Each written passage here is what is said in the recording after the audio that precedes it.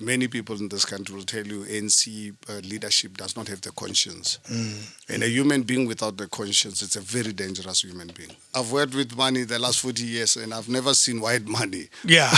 You One don't thing know I it. know, You don't know money. white money. There's money. Yeah. And you've got to work for it. I can tell you, even Satan himself, the devil, will not want the ANC because honestly, ANC will topple the devil. No, I'm telling you. King David Studio Podcast. It's always such an honor to have someone whom I've respected as a young boy for many years. Growing up, Kuma Melody, Uchaile, and yet there's this guy, Herman Mashaba. We were to the Pame, and you wonder about this. It always seemed so big, this business. Well, how do we even achieve that as ordinary young boys growing up in the township? For me, he'll always be the guy to the Pame in the 80s. We've decided to bring him in today. Accidental mayor, he calls himself. He's now the leader of Action SA. Ladies and gentlemen, put your hands together. For former mayor and of Johannesburg and a leader of Action SA, Rewe, how are you today? Yes, good afternoon, David, and thank you so very much for hosting me on your platform, and secondly for actually being one of the youth of this country that accept and recognizes the role that some of us played in the 80s. Yeah. And I think I started my business to free myself. I was taught by my grandfather that I've got to succeed in life and I have to be independent. And I tried, and luckily it worked. But I think I'm not the kind of person that gives up on anything as long as it's for a good cause. Like right now, I've given my life to unseating of the ANC. I think something that I want people to really understand. I'm in this game to save South Africa, and the only way we can save South Africa is to unseat the ANC.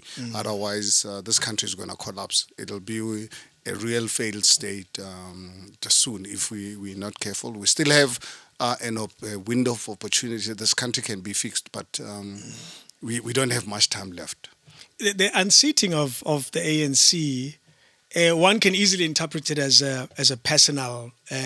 I'll call it kaskasi or it's a vendetta, or is it truly indeed inside of your mission for South Africa, or is it you saying and I want to fix them? Yeah, no, I think NC has done so much damage to this country, and particularly for us as Black people. I think. One thing that we must never take for granted, for us as Black people, including when I started business, no one trusted that a Black man can start a manufacturing business. In the height of apartheid, where legally we were not allowed to start business in the first place. I started business when we still had the pass laws. I had to carry the pass book, a reference book. And yes, and there's been this whole debate all over the world for many years where Black people are not really trusted to really be able to govern and run their own affairs. And ANC was a hope for us. In 1994, I remember voting for Nelson Mandela. And I think we became a proud people. We became the envy of the world. But I look at it 27 years later, the damage that they've caused, it's going to be more difficult now than before when other races don't actually trust us as Black people. So for me, I'm actually quite angry because it's not me, my children, my grandchildren, and the Black race all over the world. We are used right now, we are a laughing stock of the world because they are saying, you know what, what do you think a black man can do? And I think I'm not prepared to accept that. That is why I've given my life to say, no, let's remove these criminals out of government, because one thing for sure is that I know majority of us black people all over the world, we're good human beings with the same IQ like anybody else. We just happen to really be unfortunate by allowing criminals to represent us, because ANC is doing all this criminality in our name, and I'm saying not in my name. When was the last time you voted for the ANC? 1999, I voted for them twice in my life, in 1994, and I voted for them in 1999. That was then first Becky era. yeah. Yeah, but second term of Thabo Mbeki, that's when I really realized, no. You already feeling Oh, wary. no, it's already could see. Let me tell you why I realized this is a criminal enterprise. You can imagine ANC comes into this country, we give them such huge support under Nelson Mandela. The first thing that they do when the apartheid government never provided housing for us as black people, so we had few townships. Infrastructure at the time was focused in the white communities. True. So we had massive infrastructure backlog. Instead of actually upgrading our infrastructure, the first big investment that the ANC government makes is on buying armaments. My goodness. At that time, Are you going back to that big case? No, I think I'm just giving you a sense to show and demonstrate to you that something is not right with these people, and some of us could see something here. It's not right. I think instead of focusing on getting the infrastructure extended to the black communities, make sure that our schooling system is the best. Make sure that they invest in universities so that 27 years later, where blacks are proper businessmen and women, engineers and so forth. Can you imagine, here we are, 27 years later. They want to bring us Cuban doctors and engineers. So you can see how they've actually failed us. Yeah. So these are things that, for me, I'd feel as a privileged South African, and a black one for that matter, an unapologetic one, if we are not going to take our responsibility to not allow criminality to represent us, then God will find a way to punish us. Everything that I do every morning or every night when I sleep, God has to really give you the wisdom.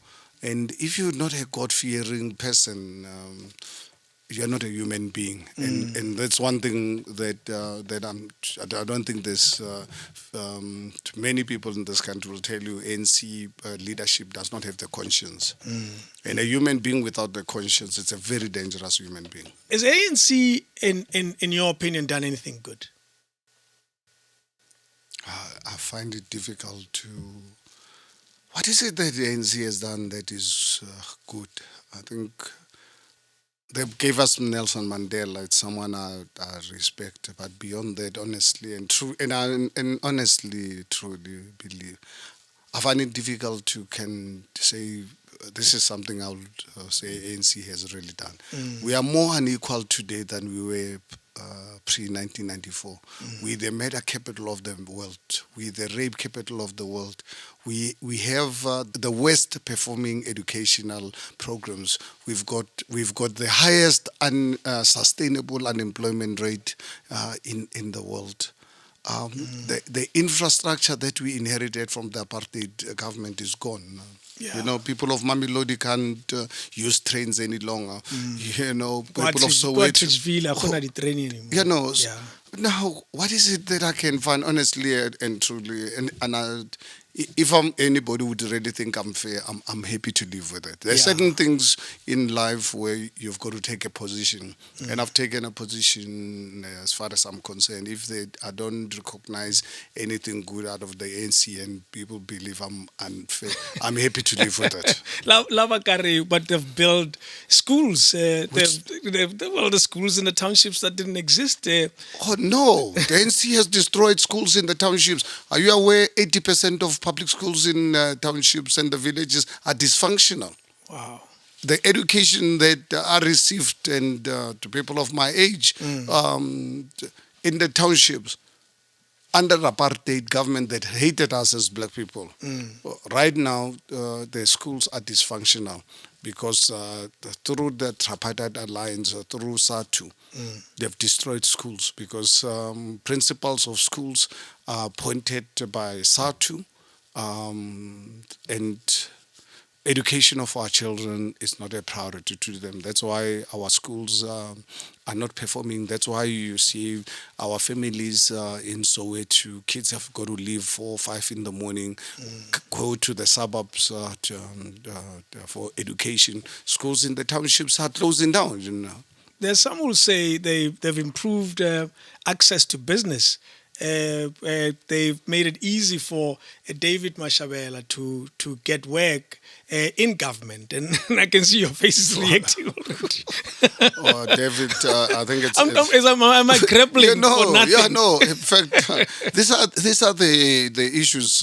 Let me tell you something. When I grew up, you grew up in Mamelodi, yes. I grew up in Amanskral and I had family everywhere. Be Mamelodi also where That's to. true. You know, when my family send us to go and buy bread, we'll buy bread from Mr. Dube or Mr. Chabalalo and so forth. Today, going to Mamelodi, go and see who's running businesses in Mamelodi. Everybody else, they open our borders, bring people who are bringing counterfeit, expired goods in billions, and they don't pay taxes on those. Those businesses are not registered with the revenue services, and they don't employ our own people. So they destroyed the black entrepreneurship through their political patronage network. They've had this, what they call the ANC Youth League. You know, that youth league was a training ground for corruption. It's a ANC youth league. Who have they trained? Who have they trained? Do you want to mention names? No, just look at anyone who comes from the ANC youth league. Yeah. It's a graduate school of corruption. That's where they perfect young people. For you in the township, for you to succeed, you have to then, instead of using your own God-given talent, you are saying, no, man, you're wasting your time, go for government tenders. But for you to do government tenders, you've got to start with the ANC Youth League to mobilize the communities and they teach you how to be corrupt. Because that's one thing that they taught our people is corruption. The level of corruption that we are seeing in our communities right now, even God himself, in fact, not even God. We always talk with friends sometimes that I can tell you, even Satan himself, the devil, will not want the ANC. ANC will topple the devil.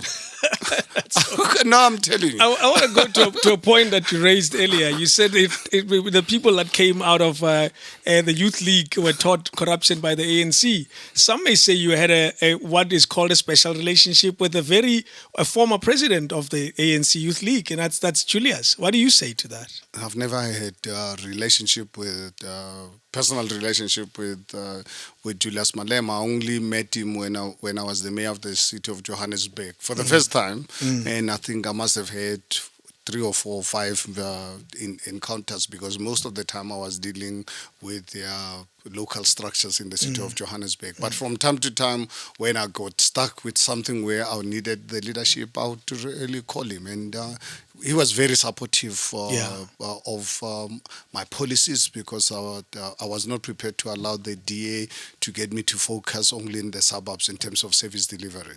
So, yeah. So, was that something that the DA wanted to focus on? No. Is a conversation that, for people like ourselves who are so far from reality of what you were dealing with, were you ever in conversations where the DA wanted priority in certain areas and not certain areas? I mean, the DA used to insult me, and I'd request the national leadership, including Musi Maimane, to say, Musi, I need protection, because I have these councillors that I work with in the city of Johannesburg. We run a coalition arrangement that is really very difficult. And for these people to tell me that I should not provide services to people who don't vote for the DA, who don't pay taxes. And I said, I'm being insulted. I need protection. And those are black people, obviously. They were referring to... Yeah, no, they were referring to townships, to townships and informal settlements, saying, no, I must go and cut grass in Sandton where I live. And I said, so these are not imaginations that we have. These are real stories. No, they're in that book, Accidental Mayor. Let the DA actually deny it. I mean, please, one of the days when you get Musi Maimane to have the discussion, ask him about my views of the DA. That's why when this clique that eventually managed to capture the DA, I warned Musi Maimane about it, because I knew about secret meetings that they were having with the ANC to remove me through a secret ballot, and they lined up some of the white councillors to vote with the ANC. That's when I realized I don't work with such people. For me, one thing that my grandfather taught me, and you can ask people who grew up with me, don't double cross Herman Mashaba. You'll get something coming. Oh, no. I'm not the kind of person that you push around, because I'll never push anybody around. There are certain things that are not negotiable for me. So when you tell me that we cannot provide services to people who don't pay taxes, what do you mean? These are people why are accepted to really work with the DA to remove the ANC, and then they want to work with the ANC. And I said, my goodness, I'm in the wrong company here. I find it very difficult to believe, and bear with my surprise that the very people who have voted for the DA, the very black people that have voted for the DA was then saying, don't prioritize them, prioritize certain people. Was it obvious that it was based on color?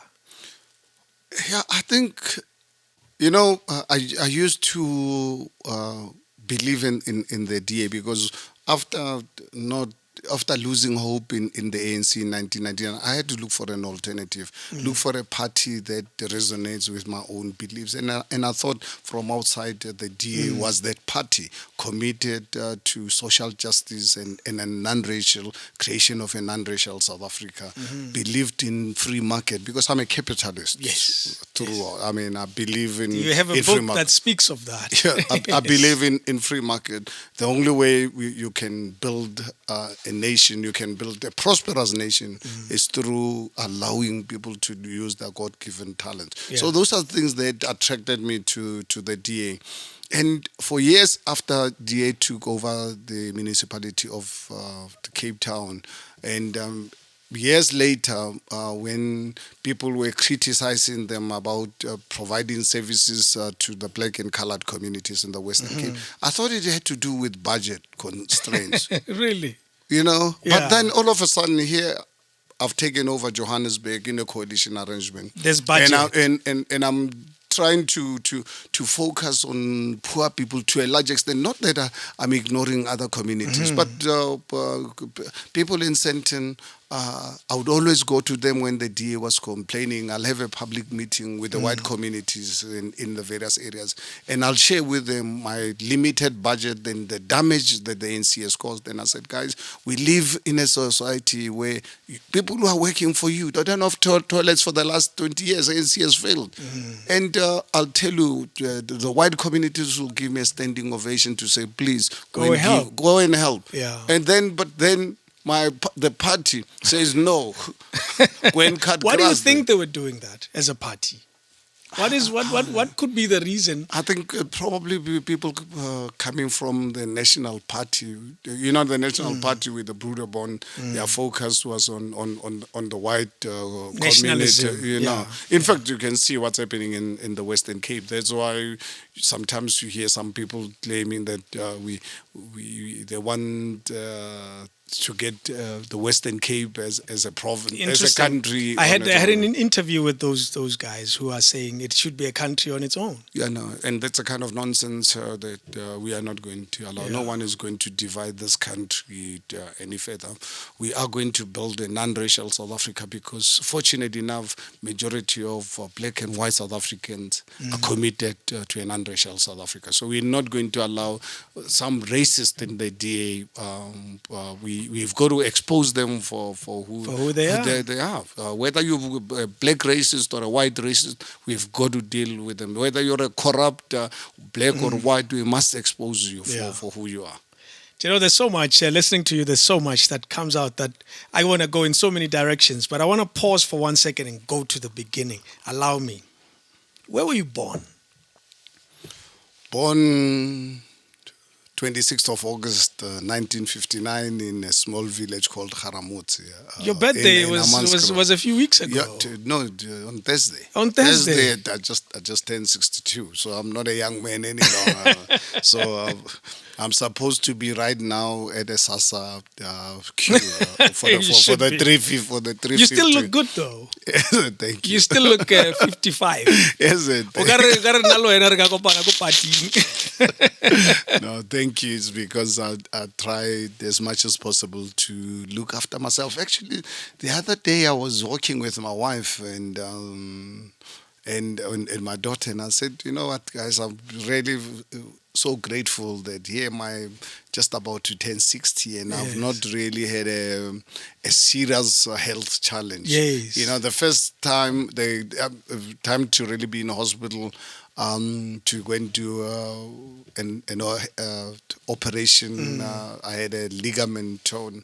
That's the only thing that got me into hospital. Throughout your entire life? Yeah. The only thing I would suffer from time to time over the years would be flu. Yeah. And then, it's common.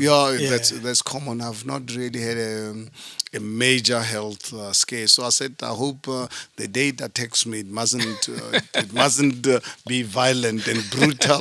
Must find you ready. Yeah, and actually, when I actually requested my family to give me the blessings to join politics and this project of unseating the ANC, I said to them, I said, because I'm a God-fearing person, I said, I'm telling you, if I don't do this job and I can run away because I think I've got money, I can go and live anywhere in the world, I said, God will punish me.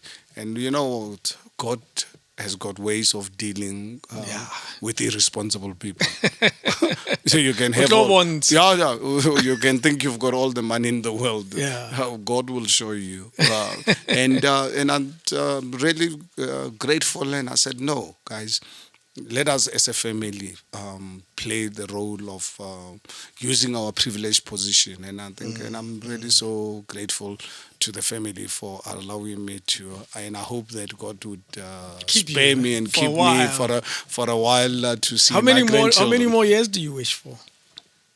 Well, 22. So if I can get another 18, 20, you'll be all right. It'll be all right. It'll be okay. You don't want to hang around too long until 100. That'll be too much. No, I think it'll be being unfair to God. You don't want to really end up where you are a liability to your family and society. I think 80, 85, I think that's a time to go. Wow, interesting. I must admit, I've never asked asked that question before. It's interesting to hear the answer to that. Should be my next podcast. How long do you want to live for? Take me to, were you born in Hammanskraal? Yes.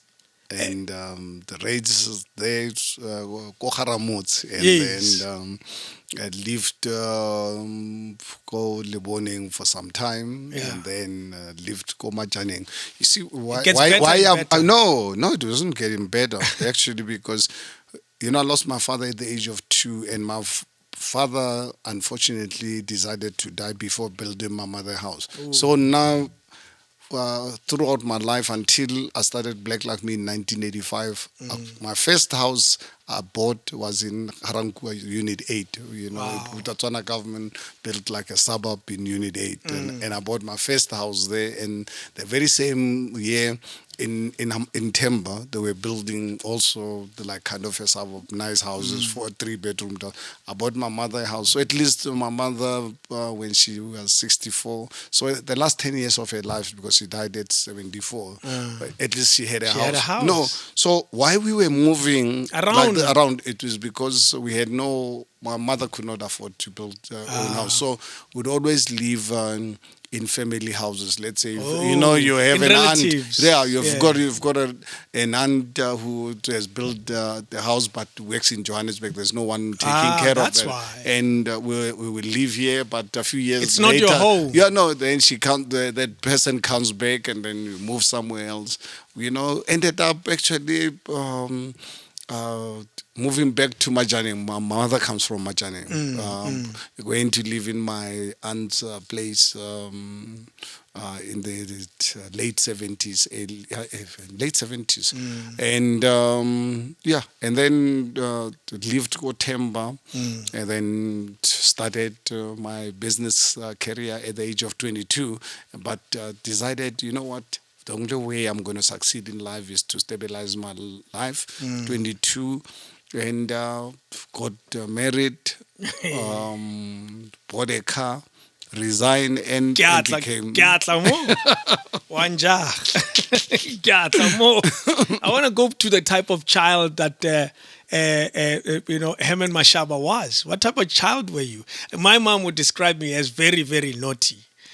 So how would people describe you? Well, I think I don't know if you've had an opportunity to read Black Like You. Actually relate how dangerous and how lucky one was to have really survived. Because you can imagine, I was raised in a child-aided household by my sisters. With sisters, My mother working here in Johannesburg. And coming home as and when. So we were brought up by nature. And, I always tell people, I think it's a joke, but that's a reality. You can imagine growing up without parental guidance. My sisters, the elder one was 13 years my senior. So they're all children. So they were not, kids. When they were raising you, they were No, they were children themselves. Yes. They keep on telling me when we grew up, they were still obviously still at school. So they leave me at home on my own, still sleeping. They didn't want to wake me up, but they leave the door slightly open. Yeah. So that when I wake up, I go out and play and whatever. And then when they come back from school in the afternoon, late afternoon, they start looking for me. I'll be everywhere. So I was raised in that kind of environment. Now, what is interesting about this, you can imagine now when you now 10, 13, 14, whatever, with puberty, your hormones. Yeah, and then you wake up in the morning, there's one part of your body that's up. You have no idea. You go and pee, you think, but this man is still up. And what's going on? So what's going on here? Yeah. So no one to explain. To tell you now, it's part of your hormones, it's part of growth of a human being. The only advice you get is from your friends at school. Hey, we discussed this because we're the same age. Say, guys, hey, man, there's a problem. And now all of us, we look up to guys who are older than us, and the teacher says, "No, man, you sort out this man to sleep. You see all these beautiful girls. These are our God-given gift for us boys to enjoy." And so you grow up, you grow up in that environment, thinking that having too many girlfriends you are happening, because so we compete by how many girls you can get. So for you to really be accepted and be called clever, you used to call what that you just a barrio or mohu, whatever. So no good want to be a mohu, but so. So that's why I got married so early stage of my life to stabilize this and that. Your life. I wanted my wife to protect me from myself. Wait, did you need that much protection? Because there is a point in the story that speaks about your womanizing. So the poor broken hearts out there. Did you need that much protection from yourself? No, because I needed to really go into business. I don't come from a family business, but I actually identified an opportunity to be a commission sales rep. And to be a commission sales rep, you needed a car. And now you can imagine with that kind of lifestyle. And you buy a car. And I wanted to buy a brand new car because I did not want to buy a Skorok, or I wanted to buy a proper car that I can use as my asset to make money. So I did not want to really have disturbances. And fortunately enough, here, almost 40 years later, my wife really protected me from myself because then I would not really be tempted with other boys to use my car as a vehicle to go and womanize. That's such an interesting part of your story. And now you're growing up in a child-headed household. What makes you think you survived the general influence? Because it's easy to look at you now and say you turned out okay. What makes you think you survived the negative influence? Because Kokas, it's very easy to be influenced negatively by what's happening around you, because there are fewer and fewer role models.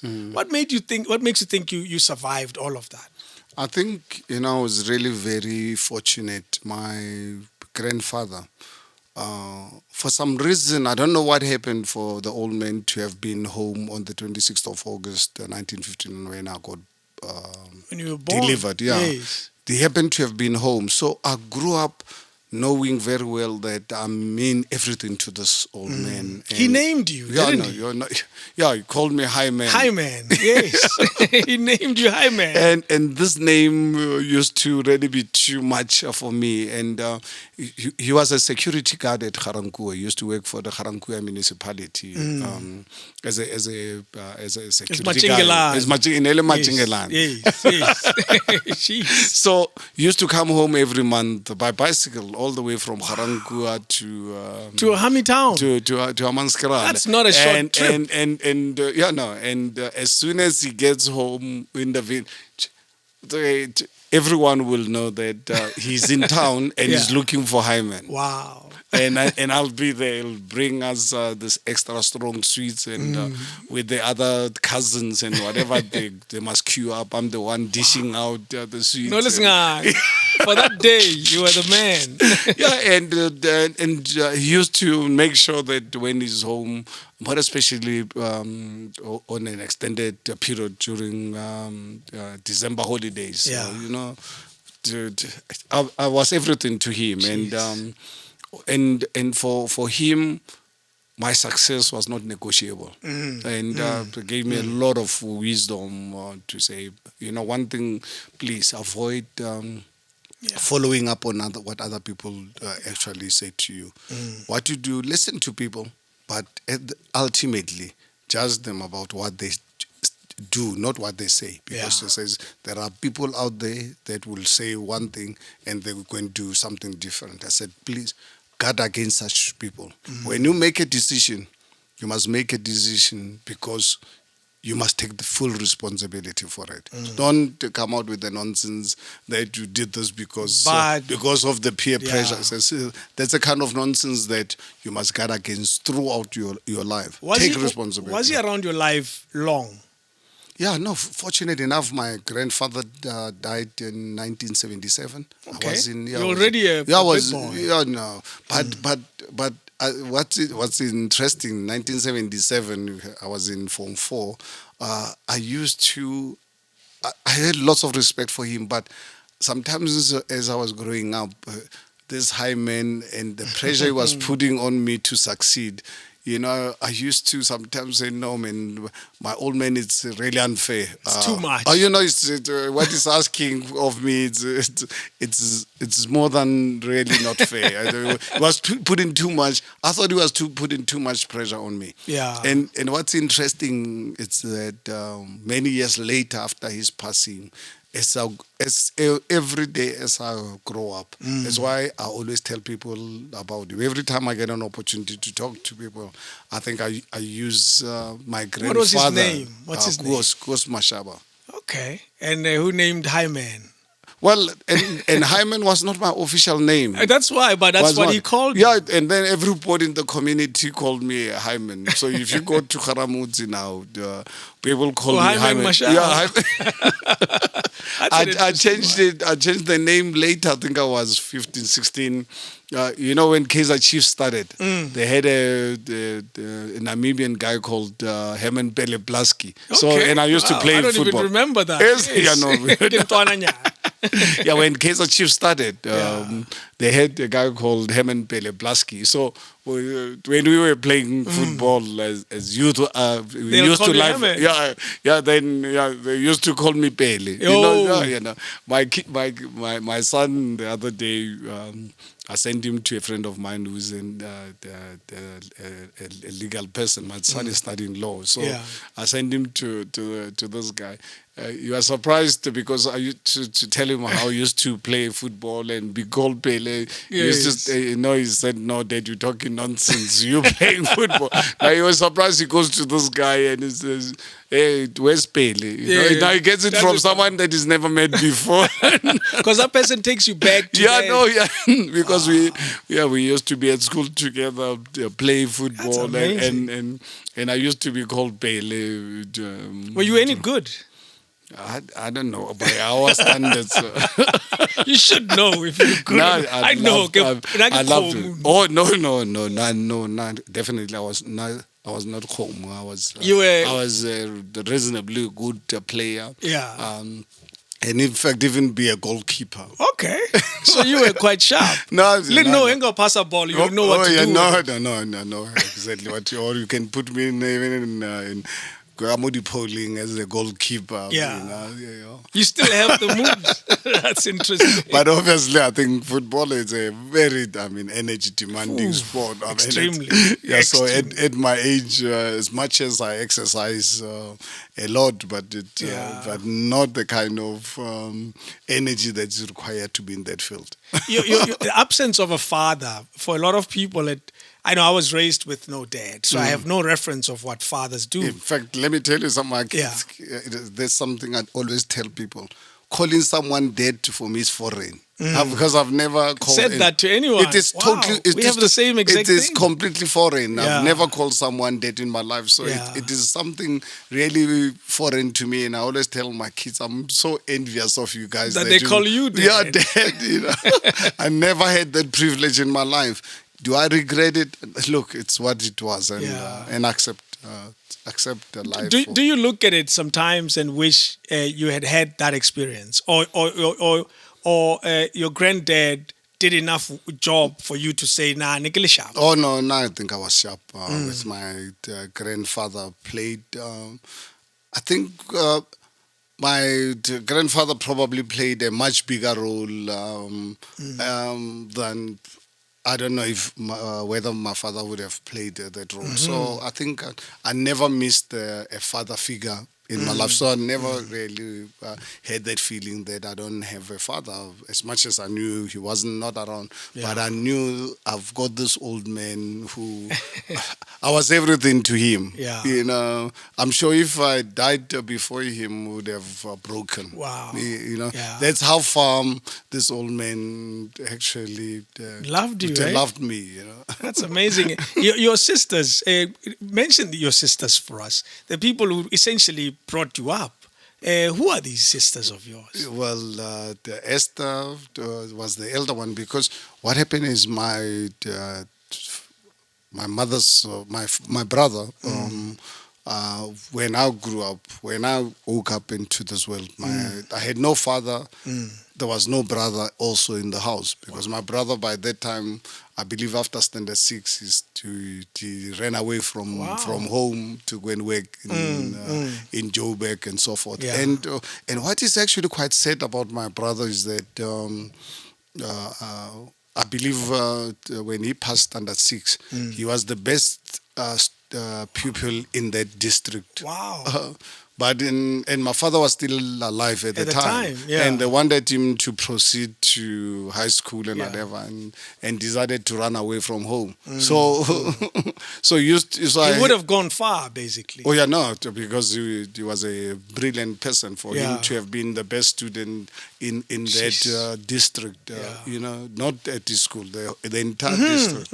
But he opted to go and work instead of pursuing education.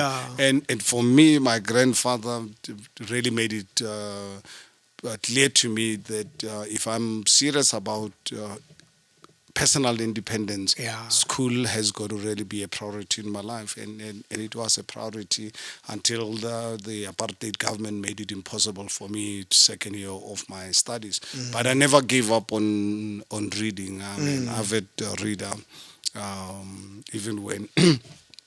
Even after leaving the university. So my sister, Esther, was the one really responsible for taking... She was the mother figure. She was a mother figure to me. We used to call her Esther. And then a few years later, as we were growing up, the one after Esther, Flora said, guys, you know what? One day this woman is really looking so well after her hair. Let's stop calling her Esther and call her Ceci. Okay, you know? Wow. And you guys said... And he said, no, that's good, because because we grew up calling her Esther, from my mother calling her Esther. Yes. So growing up, we would always call her Esther. And later on, I think I was already, I don't know what standard I was, when Flora one day put us together, says, guys, it's let's show respect. Let's kiss it. And since that day until her passing a few years ago, we called her Ceci, and she really played a motherly role in the absence of my mother. You speak very highly of your mom. Her absence was obvious, and you speak of it as well. But your respect and your love for your mom stands out almost immediately. An absent parent tends not to get that love. What is it that inspires such a love from you, or is it a natural love for a child to a mother, or there's something that connects you to her? As much as I was raised in a child-headed household, I knew I had a mother who used to come home a lot, and all the time making sure that she worked for us. My mother used to be a hard worker, working for other people and obviously underpaid. But the little she worked for was for us. What type of work was she doing? Domestic. Okay. Looking after white children, cleaning white homes. She was a domestic worker. But the little she worked for, everything was for her children. And I think, if I look at Esther, my sister, I think my mother taught her well to take the responsibility, So that's why I think, and my mother, when I started working, in fact, when I was still at school, like 77, 78, I remember, when I was doing Form 4 and Form 5 in 78, 77, my mother was sickly. So that's why, for me, gambling became was necessary. How much of it did you do? A lot. No, Friday, my days. the big games were on Fridays because we had the Babylon industrial area and Yes. people used to have weekly wages. course, yes. So Friday was a very important day. Were you You have to- any lucky, or were you any lucky? No, it's just look. I was an Oxman. I was. Oh, so you're running the school, so you get paid a fee. Yeah, you paid a fee. So what I admire about those days and actually helped me was that it taught me the discipline because on Fridays. Friday schools, most of them, the big ones, they never used to allow school-going kids. And you can imagine I was like 17 or so. Yeah. But I would actually, Louis is a friend of mine, Yeah. we were at school together. Louis and I would be the only ones who are school-going and will be the ones actually, I'll be the Knoxman. And the Knoxman is actually the government. You run the school. Yeah, you run the school. Yeah. You decide the constitution, the rules, Are yours. and you provide security. True. Because if you have a weak Knoxman, you can never. The game, because there's always clashes, there's always quarrels. Absolutely. Every 5 minutes there's an issue, that must be resolved. So guys, older guys used to like my school because for some reason I'm a strong believer in the rule of law. Do you know there'll be people watching this and they won't know what a school is. They'll think it's an actual school. No. They need to know a school in the game of dice is it's the game essentially. It's the setup of the game. It's called a school and it's run by one guy. Yeah, the Knoxman, the owner of the guy. The owner of the school. Owns the school. He's the one who decides who can play and who cannot play and set up the rules, the minimum bet. Wow. Because you start. Oh yes, of course. You set up the minimum. Yeah, you do.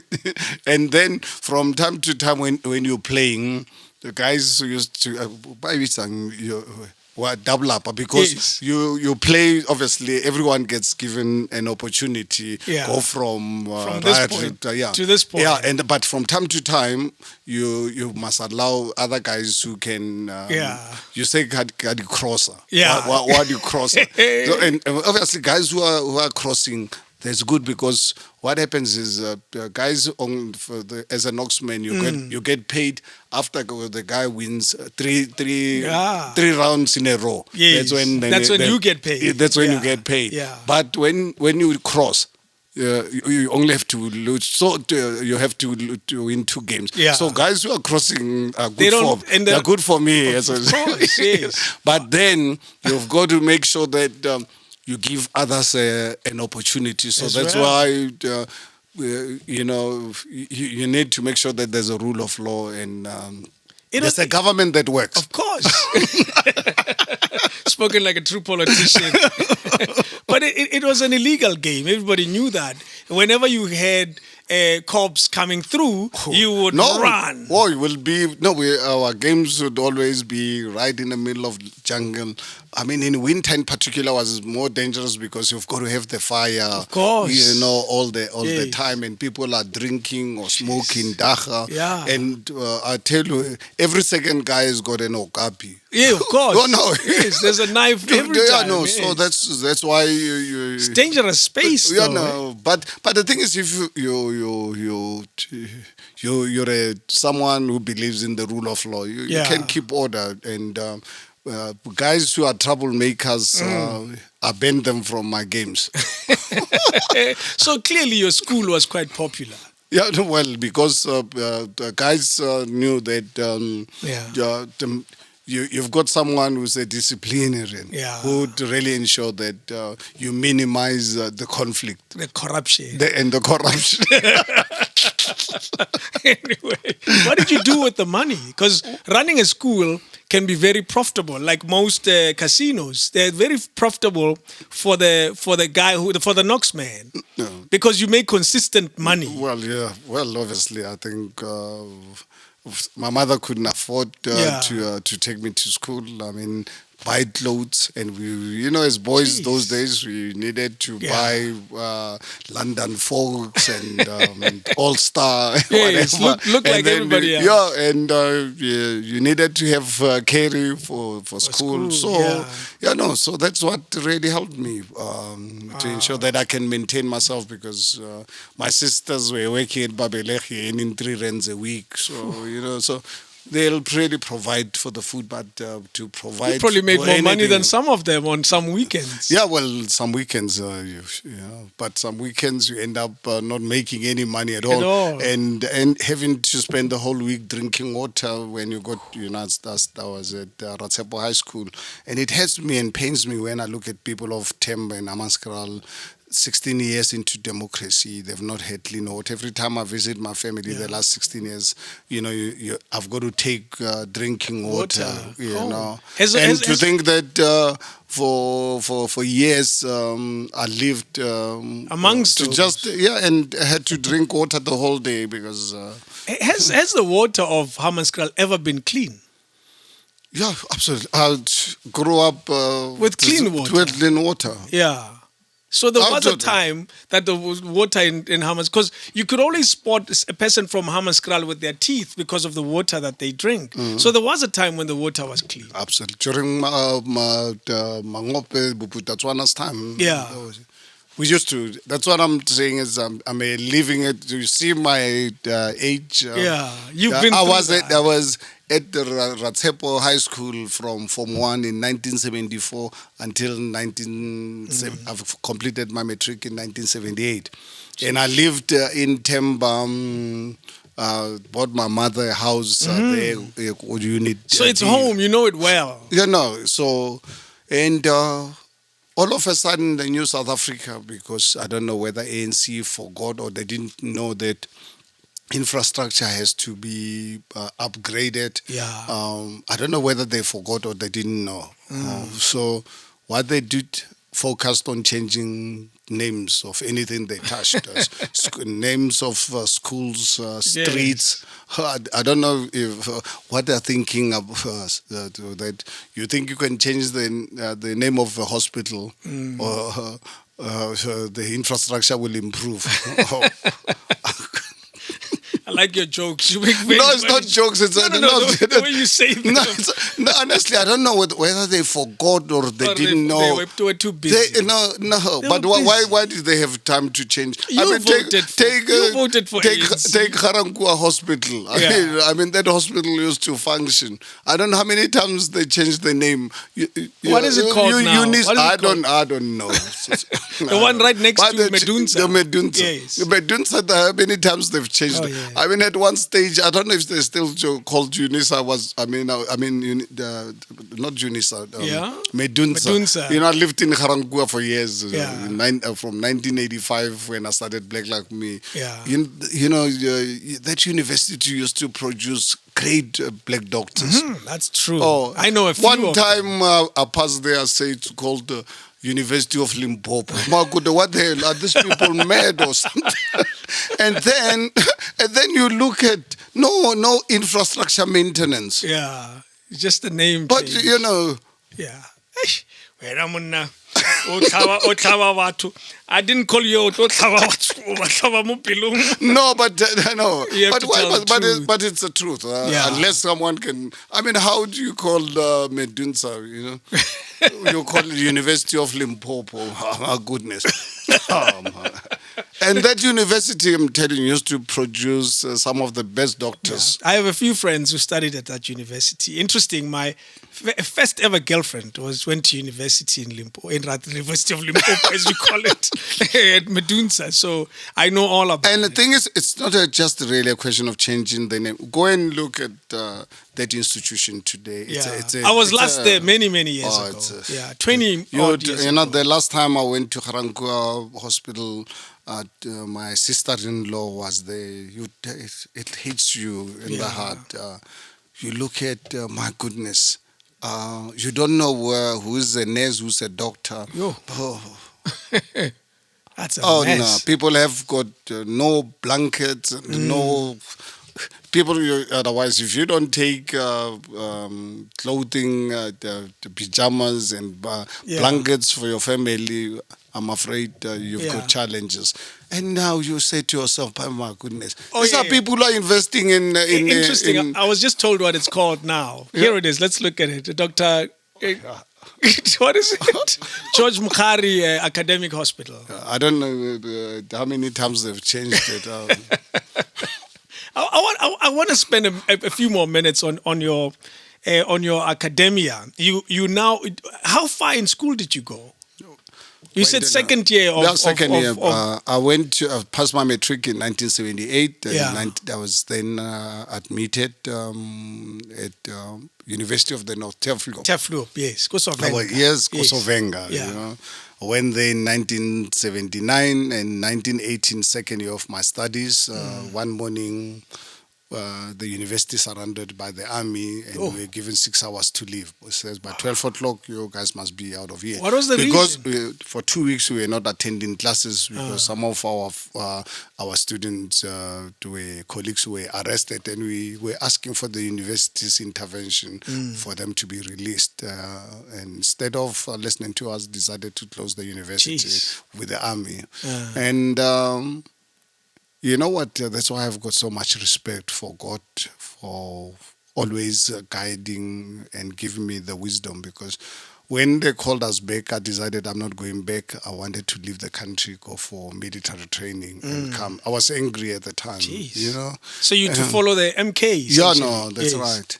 And God said, no, you're not going there. Yeah. Never provided reliable people to take me out of the country.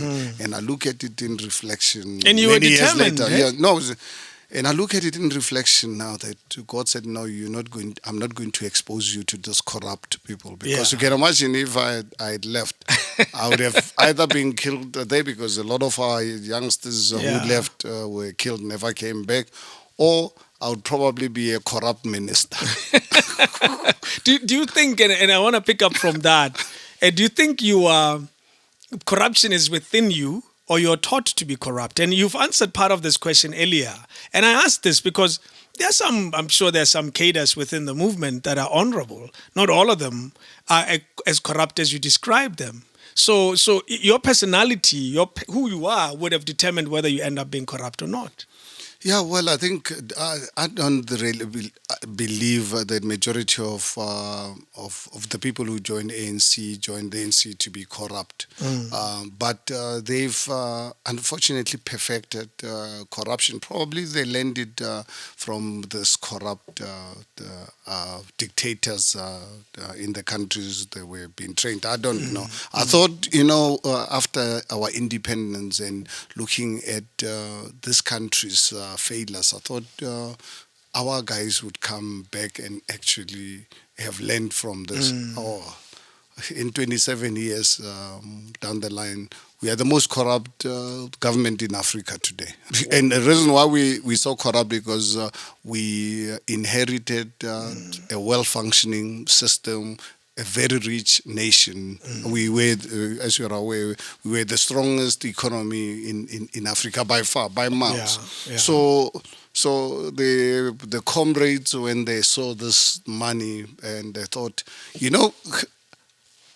when we grew up, stealing from whites was an acceptable norm, and you'll be actually I know exactly what highly you're talking recognized. about, yeah. So all of a sudden, the comrades was for them. They thought the government is an enemy, it's a white man's thing, so let's steal from it. They did not realize it's actually government, it's a vehicle to change society and make a better nation. So you feel they're now stealing from their own people? No. The comrades don't see anything wrong. In fact, they get surprised from you. For people like me, they think we're crazy by not wanting to steal from this, because for them, government, it's a white thing, it's a colonial thing. Yeah. We must steal from it. You sure that the way you say it, you simplify it a little too much when you say they see it that way? Surely they must be aware that this is a black No, they don't see vehicle, a black government. No, they don't see anything. That's why They get surprised when you complain about corruption. They'll tell you, but you didn't. You can look at my social media platforms, Yeah. even long before I went into politics, because when you complain to them about corruption, they say to you, but you were comfortable. You did not criticize the apartheid government for stealing. Yeah. So for them, no, stealing, it's acceptable. They don't understand why we had to remove the evil system of apartheid so that we bring in a new culture and a new morality. Yeah. No, as far as they're concerned, as a black person, if you complain, this is no. But you didn't complain During apartheid. During apartheid. So for them, it is actually normal. Government, it's a white thing. It's a colonial thing. We must steal from it. They don't realize that actually you're stealing the future of the black child and the black youth of this country, because by failing to provide them with education, the right education, by failing to give them the right health care, by failing to give them the good transport system, public system. Look at the rail network. I mean, Yes. going to We spoke Mamelodi, in Yes. growing up, going to visit families But then in I go- Mamelodi. You know, I worked to go Kudu Sports. Kiyabona, My, yes. my longest serving job, Yeah. 23 months. I worked for Motani Industries in Kudu Kiyabona, Sports. yes. I used to take a train, in fact, take a bus from Majaning to Amanskral station, take a train from Amanskral to the station, I think just after Pretoria, not I've forgotten. And then you wait for a train from Pretoria. That's turning back, Yeah, yes. going to Mamelodi, Uh-huh. up to Kudusport. Yeah. The trains were working. If the train was, if the train was coming at 7:07, it'll be there. People of Mamelodi today, no trains. I used the train. I used to even sell shelling apple, shelling orange. Yeah. I've done that in the train, so I'm quite familiar with that system very well. And you never thought of going back to school after that interruption? No, after that interruption, because my focus was to leave the country, and a few months, I think 2 months or so, with the university reopened, I had to do something in the meantime. So that's when I got my first job with Spa Pretoria. Okay. I worked for them for 7 months. Yeah. At the time, What job were you doing I there? was a dispatch clerk. What is that? The spa, Stock of- spa warehouse. Yeah. They supply stores. You supply products to different. Different shops, different yes. outlets. Yes. Yeah, they've got these big warehouses, Yeah, and yeah. your work is to the stores Dispatch orders, to all dispatch this. to the- Yeah. to- Okay. So I worked for them for 7 months, and then That was short. Why did you? 7 months. Why did you leave so soon? Yeah, because then I got a better offer from Motani Industries in Guru Sports. There we go. Yeah, as a dispatch like as well. Not a specialist. Those days, when I grew up, anyone in South Africa who did not work were only those who did not want to work. Yeah. No, jobs. South Africa was short of manpower. You could move around. Change jobs easily. Change jobs as long as you are prepared to work. That's why I keep telling people that I don't understand when people say they are exploited. Because I tell you, I worked 30 months of my life for a salary. Yeah. And I exploited my employers. How did you do that? Because you know what? When I got the job with Spa, it wasn't about Spa, it was about me. Yeah. They paid me to give me the experience. Because when you get an experience to climb up the ladder, you have to really learn. Now here is it someone who's prepared to give me the experience and he pays me for it. I wasn't working for Spa, I was working for myself. Yourself, yeah. That's why I never ask Spa or Motani Industries for a salary raise. It was not important. How much were you earning then? My first job, I was earning 175 rands a month. Wow. Yeah. And Was it? let's put it into perspective. What could 175 rands a month do? Not much, but I think as a dispatch clerk, unlike my mother who was working as a domestic worker, I was earning 29 rands or so, you know. So that was, Yeah. you were earning way more. Yeah, but by any standards, your white counterpart will be earning 2-3 times more. Jeez. And Yeah. doing the same type of job. But for me, that's what I'm saying is it wasn't about spite, it was about me. Yeah. And I said I'm going to exploit them. You know what? I worked hard. I did not want anyone to tell me about job description. I do my job. As soon as I'm done with this, I'll always ask for more jobs because I wanted to learn different aspects. And I did the same thing with Motani Industries. Yeah. What does Motani do? It's a furniture industry. Ah, okay. They make sell furniture to all the furniture stores. Okay. The big customers used to be the Ellerins, the Louis stores, the Joshua Door. Joshua Door. What is it? What is the other one? I forgot the name of it. You know. Yeah, I remember. Railway. Railway Yes, furniture. yeah, It's still around, actually. Is it? It's still around. Okay. So, we used to supply furniture. So I was a dispatched clerk. Wow. And I worked for them for 23 months. And now... That was long. That's when now all of a sudden I turned 22. And I said to myself, my goodness, Herman, you're getting old. And chances of... At 22. No. And I said, no, I'm not going to be doing this for the rest of my life. Wow. My grandfather's wisdom came back to me. Realized, my goodness, you are getting old, and if you don't watch, you're gonna turn out like your grandfather and everybody else. And my grandfather has warned me about this, that I must always be in charge of my own life. Yeah. So that's when I decided, look, the context of leaving the country. That one is gone. That one is gone. Yeah. And now I'm not going to subject myself to work for someone else for the rest of my life. So I said, no, I'm going to go into business. Wow. The apartheid government said, no, you can't. I said, it was P.W. Botha. At the time, yeah. I said, no, Mr. P.W. Botha, one thing you can... you can points a finger. Yeah, you said you can control everybody else. You're not going to control Herman Mashaba. When you say the apartheid government said no, what exactly do you refer to?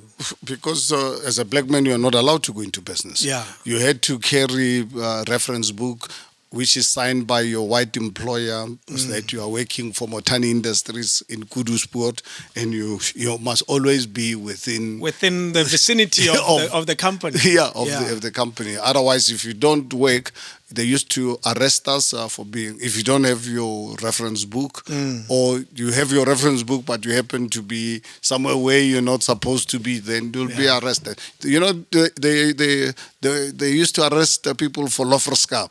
They used to come around doing nothing. No. They used to come into the townships during the day. Because South Africa was short of labor. Yeah, so So that's why people don't understand that why I get so angry in a country as rich as this, where we have to have 74% of our youth unemployed. So at some point, to think that when we grew up, it was illegal to sit around and do nothing. Yes, but there were opportunities for the youth on Saturdays to go and work somewhere, in a shop or for the. You've done that kind of work. Yes, you've done garden work. Yeah, I never. I opted. My peers used to do on Saturdays go and do garden work in the wide areas. And I'll wait for them. That's when I started gambling. Oh, that's why. Go and make money, and then I'll wait for them at the station, Kekana station. You know? I wait for them. They start coming back about 2 in the afternoon. They left home at 5, whatever. So I'll wait for them open again. That's how I learned gambling. My dice. Casino owner. Herman Mashaba is a casino owner. and school out of the way. Now Black Like Me starts. That's where, while working for Motani, reached 22. I said, no, I'm going to go into business. But now, my goodness, the law is against me opening a business. And what do? I discovered there's an opportunity. If you've got a car, you can be a commission sales rep. Yeah, the first job I tried was insurance. Okay. But obviously, before buying a car, That's when I realized, no, I must stabilize my life. Because Yeah. I want to buy a car, and I don't want to buy Skorokor. I want a proper, brand new car. So I said, before I buy a car, let me get married so that I can have protection. I can have a referee that's going to control my life to make sure that I always play within the boundaries of all this of game. this. You know? Where did you meet? Ke Auskoni? Yeah, I first saw her in 1978 after a week after completing after writing our matric. Yeah. She was at Haskekan. It was one of the popular boarding schools in Machaning, Yeah. not far from Temba. So she was not from there, from Temba. Was he from? No, not from there. She was Yeah. from this place. Siabe. Okay. She was from Siabe, Yes. but she was at the boarding school. Of course. Yeah, no, the Hanske Kanan used to really, used to be a great place for us boys when on weekends when we had go money. fishing. Yeah. So that can go no play. Yeah. So yeah, we just really, I mean, the past 2 months focused on studies, and after writing our final paper, we realized, hey, there's a beauty competition, and one of our friends, the uncle had a kumbi, so stole the kumbi. We went, and that's when I first saw her. But I couldn't go out with her on that day because she won the competition. Oh, really? Yes. She was a beauty but I queen. But I saw her.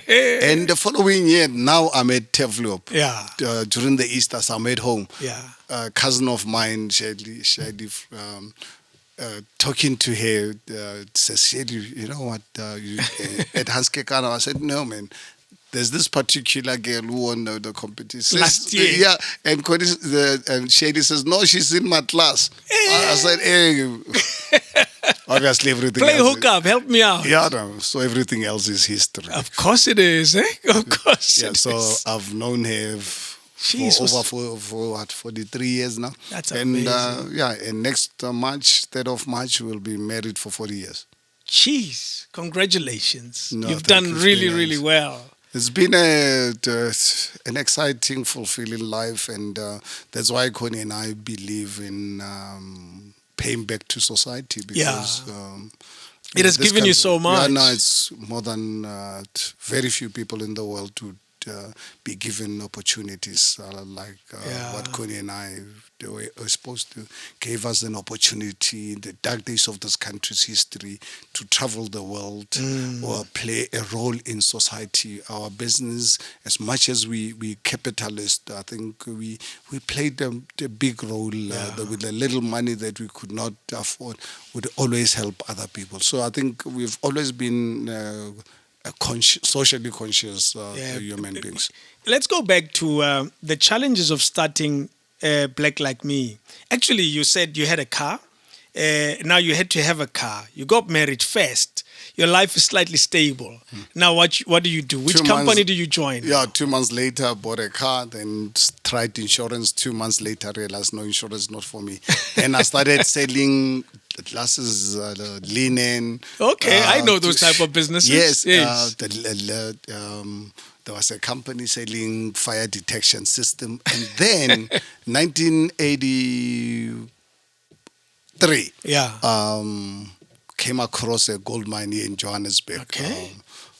Bought a paper. There's a company in Johannesburg looking for a sales rep to sell hair care products. I had no clue who these people were. I called them from Sandton City. Connie used to work for Sutton Sons at the time as a junior book. So discovered a product called Super Curl. I remember it well. Super Curl. I put that brand in the market. Wow. I sold for them for 19 months, and by that time I was earning 3,500 to 4,000 rands a month on commission. On 3,500 on commission, yes. Yeah, my goodness, 4,000 rands. It was serious money. Yeah. And but then 19 months later, I realized, my goodness, you know what? I'm vulnerable. This white guy can get rid of me anytime, and he doesn't have to think twice. Yeah. And because I was now the top sales rep, yes. and I said no. I'm not going to allow this man. Super care. I'm not going to allow this man to control my life. But what is it that made you feel like your job could end any time.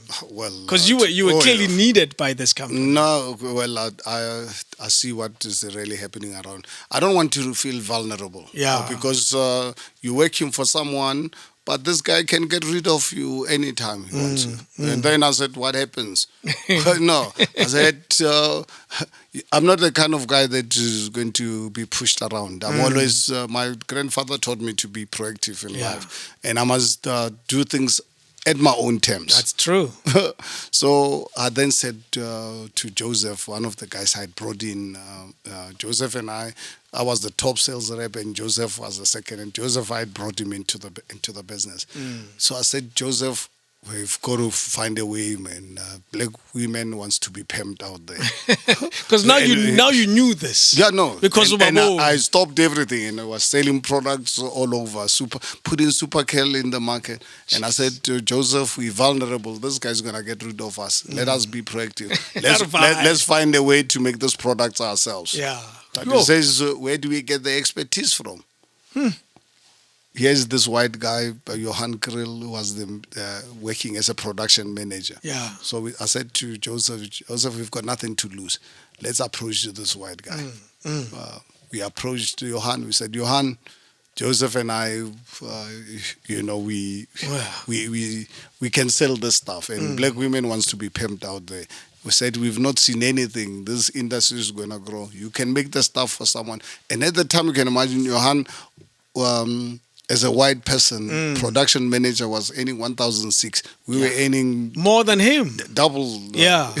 So we said, Johan, let's go and make the money ourselves. Yeah. And he says, you can imagine, those days, in 1984, to approach a white man like that, it was like, to the white establishment, was like treason. Yes, but we were taking a chance. We said, look, I said to Joseph, we've got nothing to lose. If Johan is not interested and he reports us to the owner of the business, let it be. But I said, let's look at the positive side. If this guy accepts, we've got a guy who can make the stuff, because we were traders. You have nothing to lose. We've got we've got nothing to lose. And Johan bought into our dream, but he says, guys, we don't have the money. We said, Johan, if you're interested, leave that part to us.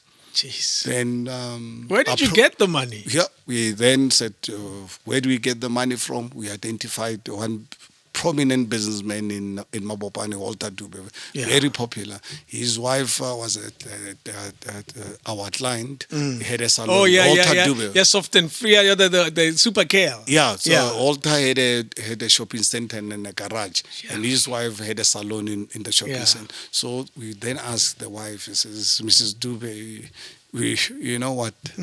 We want to start this manufacturing of our own products. Can you introduce us to your husband? We're looking for the funding. Mrs. Dube, Sistos, we used to call her Sistos, she organized. We sold the idea to Alton. Then Alton and Uncle Nets, there was another prominent businessman in Harangua, Alton and Uncle Nets used to do things together. So through their company, they gave us the 30,000 rands to start our business. So what was the deal? Because I don't just give you 30,000 rands in the 80s and hope for the best. What was the deal? What was the conversation with them? It's interesting, and that's something that I had the privilege and the honor of. Just before I went into politics, I used to be invited by universities, literally from all over the world, including here at home, to come and share this story, because people don't understand how did I firstly start a manufacturing business, because I did not have the technical know-how. I had government that said I couldn't go into business because I was a black man. I started, I tell people, which is a fact, one of the Joseph and I received one of the most expensive funding. Whoa! In January of 1985, when the old time Uncle Nets gave us 30,000 rands, they gave it to us at prime plus 10. Wow! Plus 25% share in the business. Oh, that was robbery. No. Very grateful to those. Of course. In hindsight. We had 3 years to repay them. Yeah, okay. At least Yeah, we had- and they gave us- a complete buyout Yeah, they after gave the us- 3 years. Yeah, but obviously they will still have 25% share. Of the share, yes, yes. had So they the still 20 have a stake, yeah. Yeah. We paid them back in 7 months. What? That's We paid them. amazing. We paid them back in 7 months. I remember when Joseph and I said, Joseph, because we started actually second month, February, end of February. We started the business in Walter managed to get us premises in the Okay. SBDC small units. I see. 200 square meters in Garango industrial area. Yeah. So that's where we started. By end of February, we could already start repaying the interest Hey. plus capital. That's And amazing. then 7 months later, Walter one day was surprised. Joseph and I requested to see him one evening. We said, Mr. Dube, please, can you work out what is the balance? We want to repay the loan. Yeah. He couldn't believe it. we are done. No, and he said, no, guys, you made. Why don't you use this money for expansion? We said, no, Mr. Dube. And then that's when he looked at the contract. Fortunately enough, there were no penalties for early payment. Yeah. So that's good. But even if we had this thing, we had to repay. I mean, you can imagine you paying prime plus 10, and prime was 21%. So you Imagine paying 31%. So we paid crazy. them. But Walter and I, until his death a few years ago, we were the biggest of friends. I mean, he was like a father figure to me. And his wisdom, in fact, even this name, Black Like Me, he was the one who came out with this name. I wanted to ask where the name comes from, because there's even other products now in the States that uses the same inspiration. How did he come up with it? So because we, the 30,000 rands that we wanted, there was nothing left after buying drums Manufacturing equipment. Equipment. So we had no money for marketing. So I said, guys, we needed a name that can be catchy. Yeah. So one day we were debating the names. Walter came out with this name, Black Like Me, and I said, that's it. That's the name. Yeah. And the other guys were concerned that, hey, guys, I mean, to imagine, 1985, state of emergency. We were living under the police state, and the state regime, the National Party was vicious. Wow, Any opposition. Yeah. So the guy said, no, but it's risky because these guys might think that we're another political organization. They said, no. I mean, they can see we're selling hair care products. We're selling Pem lotions, shampoos. Yeah. We said, no. We said we are not going to allow the politics to come our way. And you carried on. 14th of February, 1985, that's our first day to make the first invoice. Wow. And who bought the first product? Even if you may not remember this, but the first deal where you realize we have a good product. Look, the thing is, Joseph and I, because we're coming from Superkel, so we had networks of salons all over the country. We knew the industry in and out. You were bad for Superkel. No, and we killed it. We killed Superkel within years. Sure. It completely killed Superkel. Didn't the previous owner ever call back to say, hey, gents? No, it was too late. Yeah. Because before I left, I one day requested him to start another brand where Joseph and I can have shares in. Okay. And he was not interested. That's really what made me to think of starting my own brand, because I realized this guy, he's not really taking us serious. And the growth of the business. Now, I want to go back to the white guy who was the first to help you with the actual production.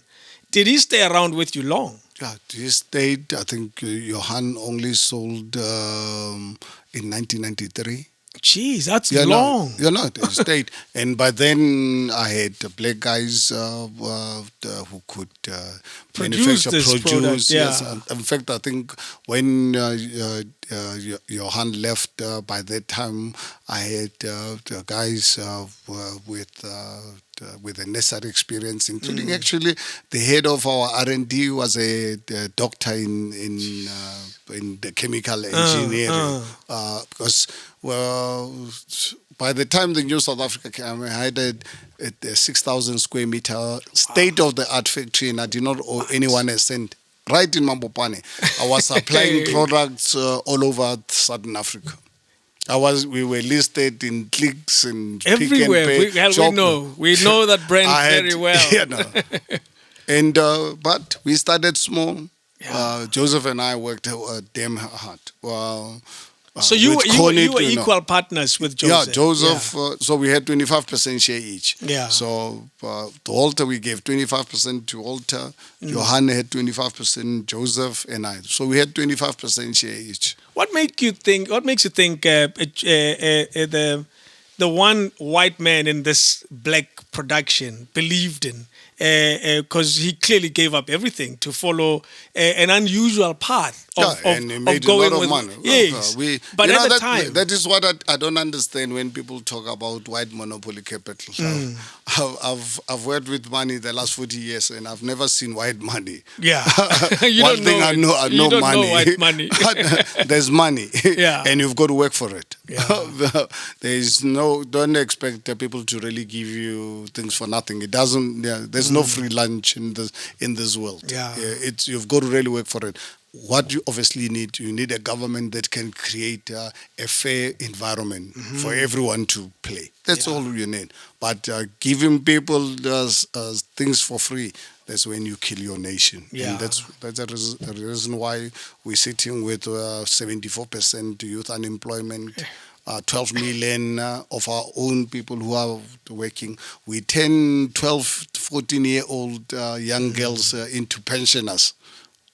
When we're supposed to be arresting people, when they get grants, I guess. No, we 10 young kids, into 12 pensioners. Into pensioners. I mean, you heard the other day, about over a week ago, 23,000 young girls, they are children, yes. 10 to 14.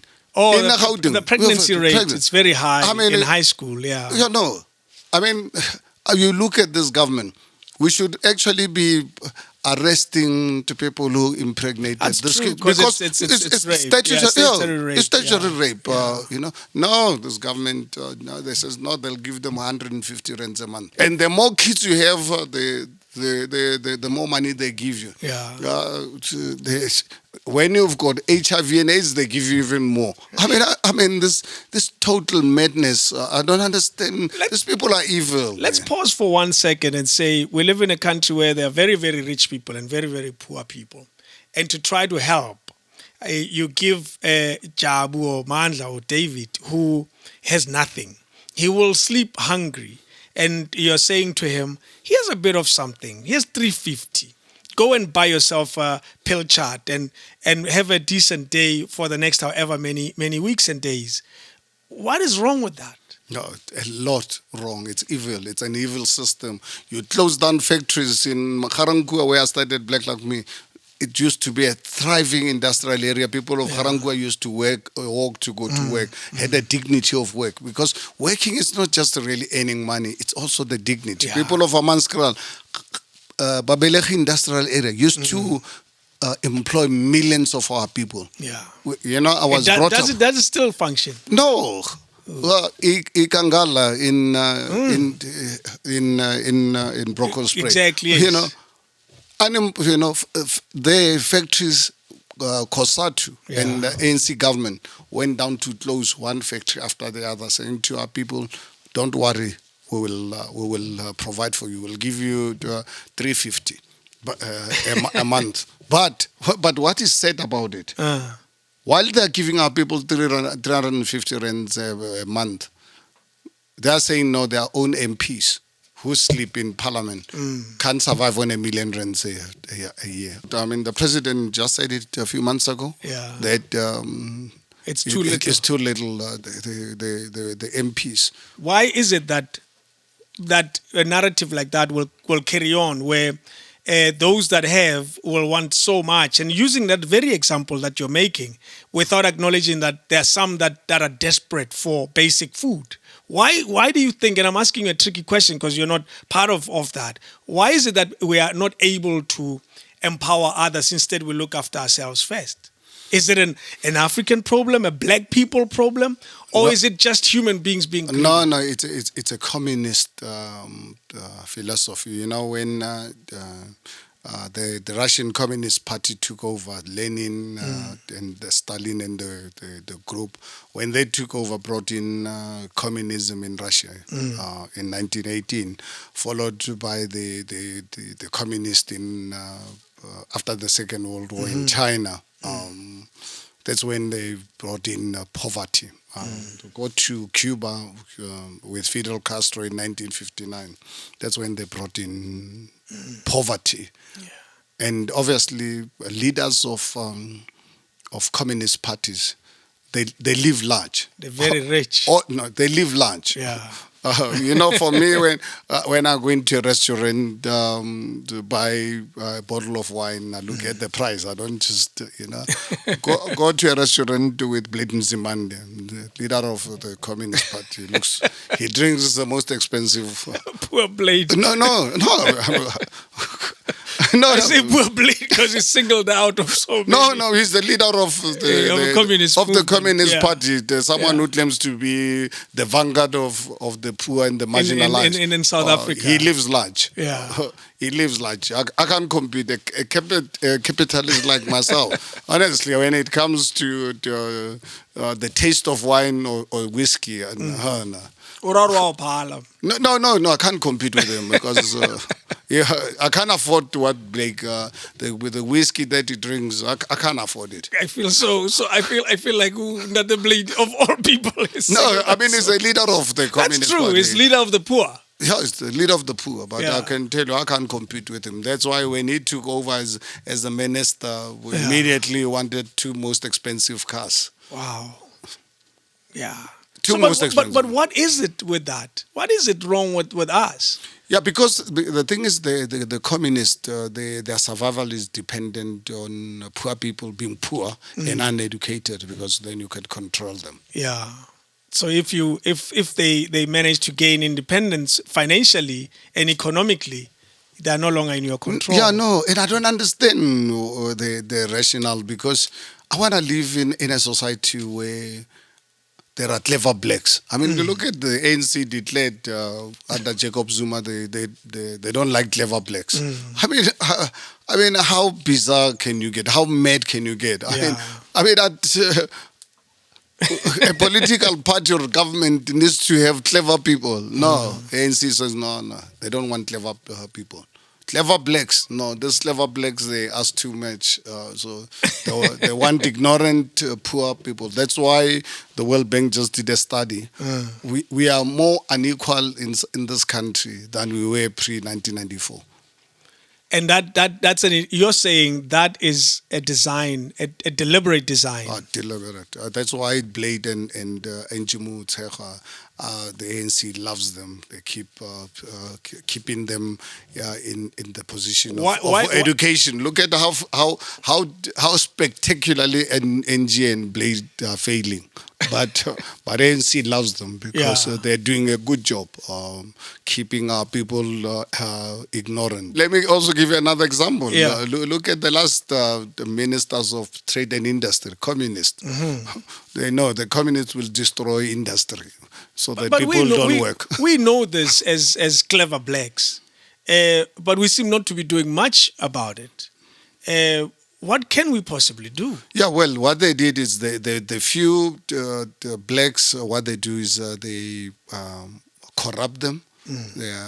They deploy them in government, pay them more than what they cannot get in industry, and put them in positions where people believe that they're now driving the expensive cars and earning good monies.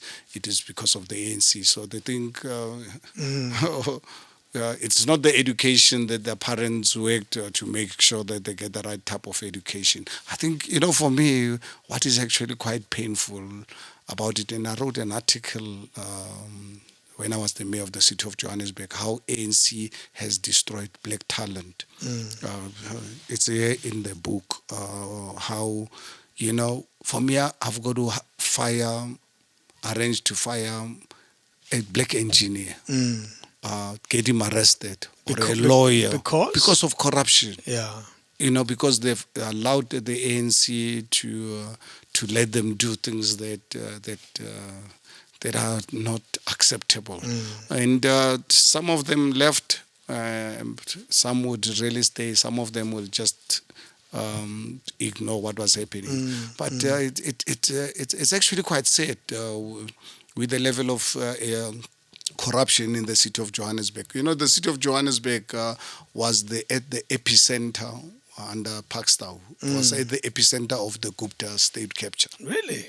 Yeah, no, it was. It was did you only find that out once you became mayor? Oh, yeah. Yes. I mean, what was some of the... I mean, in the 3 years in government, 35 billion rands worth of corruption cases. Wow.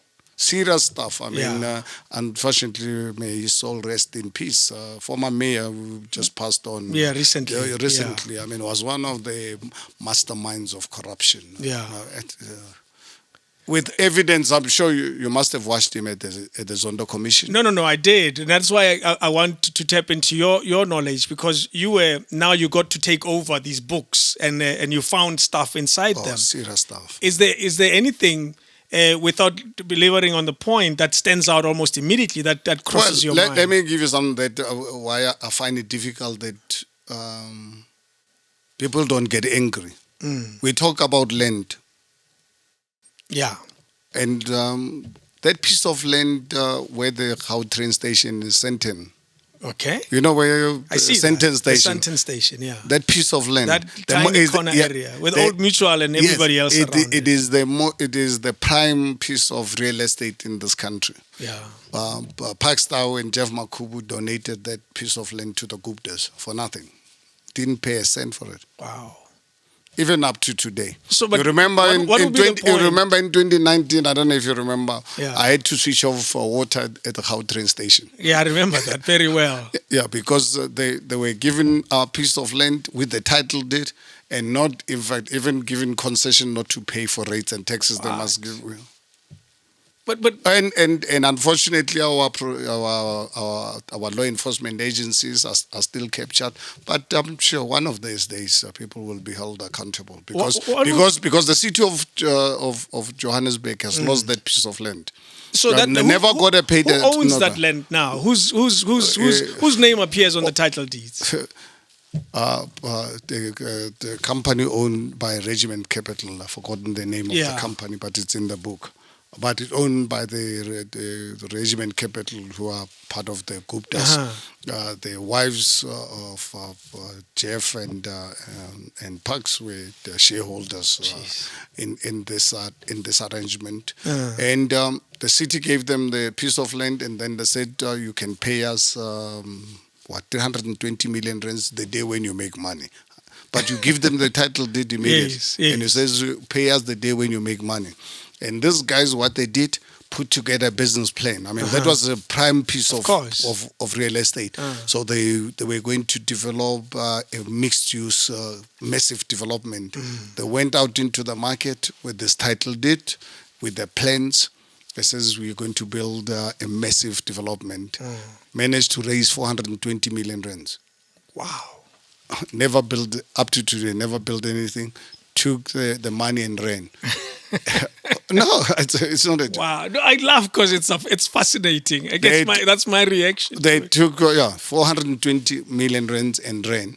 And now, at least the creditors, they've got the title deed as surety. So the city, and it's a very strong. So for the city to get their piece of land back, then you'll have to buy it for that 420 million rands. If we want it back, and no one is arrested. I remember MEC of Transport, Mama Bulu, when I closed the water, when I realized that these guys are not paying, took me to court. And I said, no. Fortunately enough, I had good lawyers in the city. We said, no, We are not going to open until you pay what you owe us. Did they ever pay? Yeah, no, I don't play. Was it back payments? I Yeah, back imagine of payment. many, Yeah, many no. months Yeah, and no. years. Yeah. And in fact, they even lost on that million because I said I said to the courts, because they went to court on an urgent basis. I said to court, if they believe they've got a strong case, let them put in R1 million down. And they lost that. Yeah, they lost that and they had to pay. I hope, obviously, when I left, I hope Jeff didn't provide them with water for free again. I don't know, obviously, what happened. We'll see after the elections. Because we're serious about taking the city of Johannesburg back. I've got unfinished business as a mayor of the city of Joburg, so that we can clean up the city for South Africans. What do you think you achieved in your years as mayor? Because as you put it, you had unfinished business. It was cut short, because of technical reasons that are obviously political. What do you think you were able to achieve in those years? I think the inner city rejuvenation project, where I went all out to reclaim abandoned, hijacked buildings from criminal syndicates. By the time I left, we had already awarded 154 buildings to the private sector to the value of about 32 billion rands. Wow. Because when I took over the city, we had a housing backlog of over 300,000. Relying on provincial national, government. provincial And to national, build, yeah. and to build this RDP RDP houses, houses. 60, 70 kilometers away from job opportunities and allow the city to be taken over by criminal syndicates. And I said, no. I went all out. I said, we will go out and reclaim the cities. And what was said about it, and when I announced it, the ANC unleashed insults, because we go and raid others, because within JMPD we set up and group forensic under General Sibia. We had a unit that dealt with hijacked buildings. Wow. And that didn't exist before that? No. Well, we're the only municipality in the history of new democratic dispensation as a city to have a group forensic independent of political intervention. Got General Sibia and managed to get him to capacitate, bring in some of the top guys from the Scorpions. Remember when Jacob Zuma took over, disbanded the Scorpions. So we basically, the city of Joburg, we had our own Scorpions, essentially. But unfortunately for us, because the city does not have the prosecutorial responsibility, we arrest and we give you to national government. To NPA. And then they discover, no, the comrades are involved. Yeah. So cases are stuck even up to today.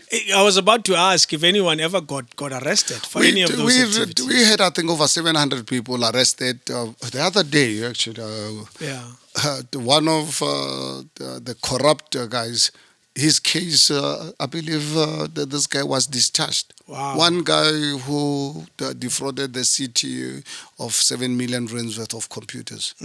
I mean, the evidence against this individual is more than overwhelming. How someone sent me the note the other day that this guy got discharged. And you know how long it took me to get this guy arrested? I mean, I was threatening the NPA, whatever, with going to court for this guy to be arrested. And eventually, obviously, because they're the ones who present the cases, I'm sure they collapsed this case. They are, because, I mean, this guy's involved with senior politicians. We exist in a time when a person's life is not as important, it seems. It's easy for them to wipe you out. We're dealing with a case now, very recently, it's in the papers, of criminals who were, brought in from KZN, allegedly, and a whistleblower was killed. Surely these things that you uncovered and worked so hard to get people either prosecuted, arrested, or even end up being sentenced and jailed must put your life on the line. Yeah, but we should not really allow criminals to threaten us. I think if they kill us, they're gonna die eventually. Yeah. The only way we can defeat this evil is to face it head on. Yeah. One thing for sure, I've never been in my life afraid of criminals. I told you my life as a gambler, as a Knoxman, I've never been afraid of criminals. Yeah. And I'm not going to be afraid of criminals today and to silence me. They'll never silence me, even if they end up killing me. In fact, they can only make life difficult for themselves because ultimately they'll be arrested. Yeah. And a lot of NC people, without any doubt, are going to land in jail one of those days when ANC is out of power because we've got more than enough evidence of their criminality. Do you think ANC's time in power is limited based on where we are now on the 30th of August 2021? How many more years of life, if you were one who predicts time, would you give the ANC to stay in power? Look, one thing that is very clear, yesterday we had celebrations of 1 year of the existence of Action SA. Yeah. And I gave a live speech. You can check it on YouTube or on our media platforms that a prosperous South Africa and ANC cannot coexist. One of them has got to die. Yeah. And it can't be South Africa. So, and that decision to destroy the ANC, it's dependent on the voters, particularly black voters.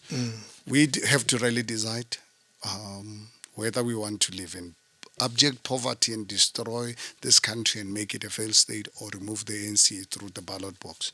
Do you think if we don't decide that by 2024 at the latest, then without any doubt this country won't survive another 5 years post 2024. I can tell you by 2030 South Africa will be a failed state. Do you think the very people whom you say that future is dependent on, the black vote, is conscious of that situation? I'm afraid not yet. That's why I think we do everything possible as Action SA to get our people to really wake up to this reality, because the ANC has created the dependency syndrome to our people. They've positioned black people to accept that they're victims, they're slaves. So once you create that environment to a nation that without government they are nothing, so they need government. In the meantime, what we are saying as Action SA says, no, yes, you need government to create a fair, equal society, but actually government needs you. You are more powerful as a voter than government. You as a voter, you are. So you're saying South Africans are not aware of that? No, the majority, I'm afraid. That's why I'll give you an example earlier on where professional black people who some are under impression that their success is because of ANC. I mean, which is really very unfortunate when you've had your parents who worked hard to take you to school and so on. What role did ANC play? In fact, they corrupted you. They destroyed the lives of millions of our people, 12 million of them who are unemployed. They are getting our children, young children, girls, to be raped because 23,000 kids between 10 and 14 They are mothers. They were raped. Yeah. You can't tell me a 10-year-old girl fell in love. And I can tell you, if you go deep into it, you'll find some teachers have played a role. The SARTU teachers have also played a role in this. Because if you had a government that respected the rule of law, and we had this situation, you'd really be having a task force looking for all these rapists because they raped these young girls young. and put them behind bars and put them for a long time. That's true. Well, don't you, though, when you sit back and look at your life and look at how your life has become, pause for 1 minute and credit the ANCs as a liberation movement? Can I credit the ANC for destroying us as black people? Well, we have to pause for 1 second.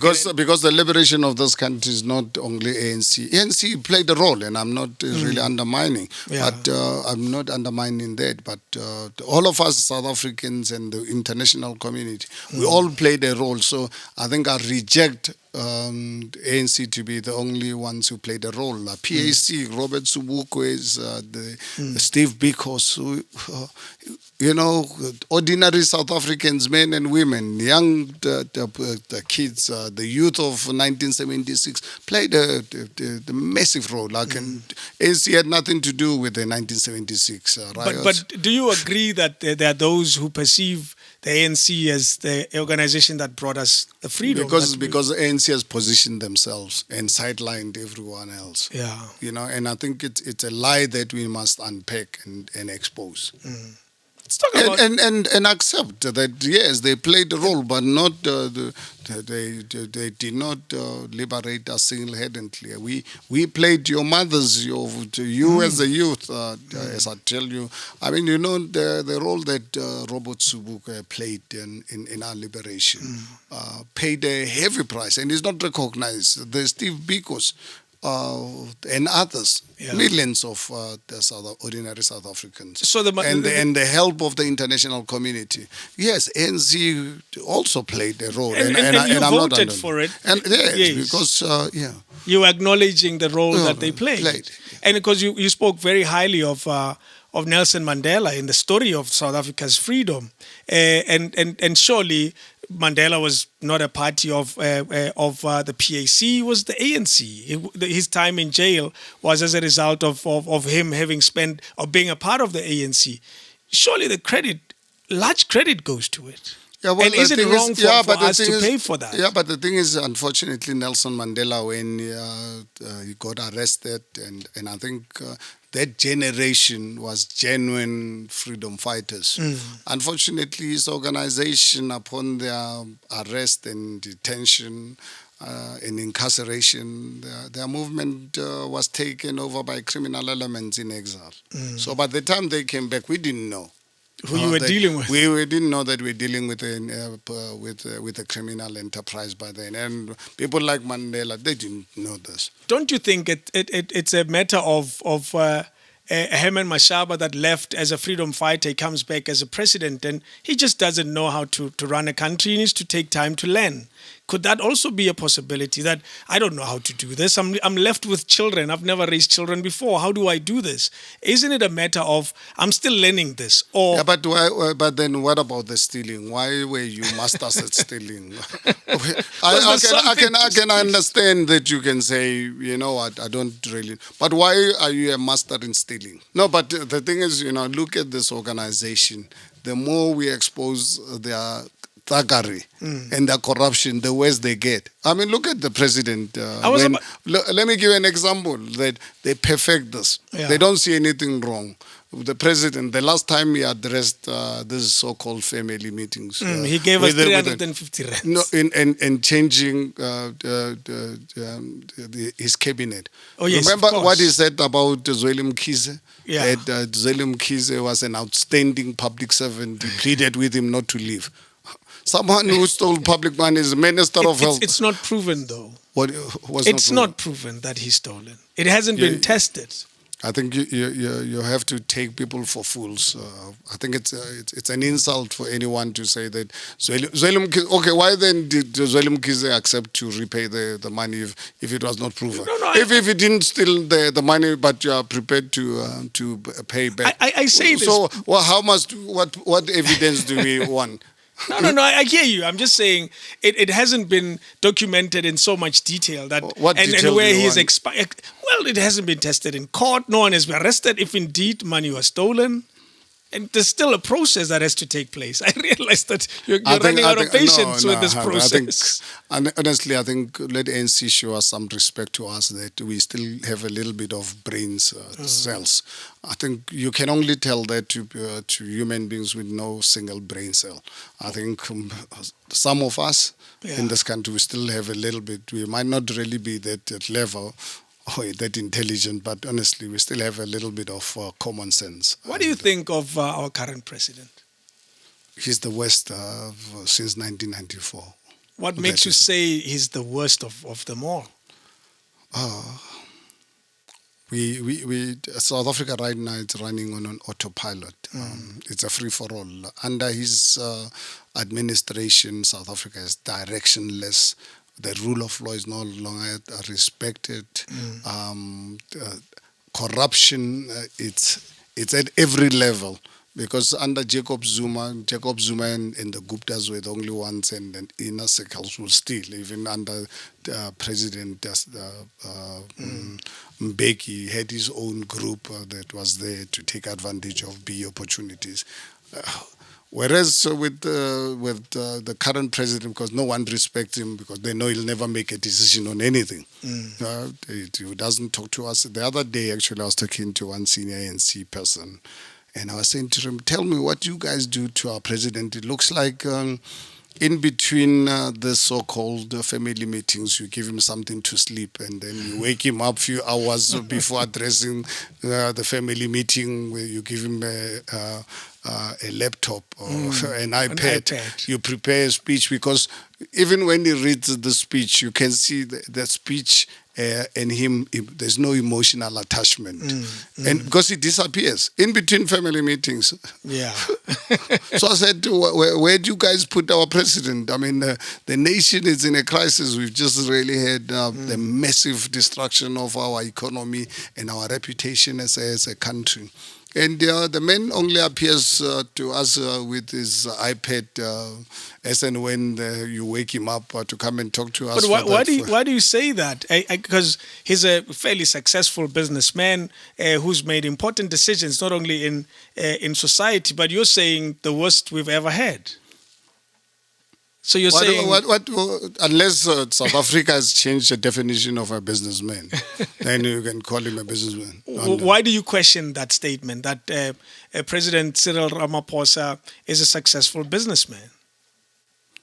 I think as South Africa, let us then change a definition of Oxford Dictionary businessman. If you please, you can't tell me you don't. How do you call the President Cyril Ramaphosa a businessman? Well, that's how it's been well said, to have successfully made a lot of deals over time and so forth. So, and I'm happy for you to say, but he's not, and this is why he's not.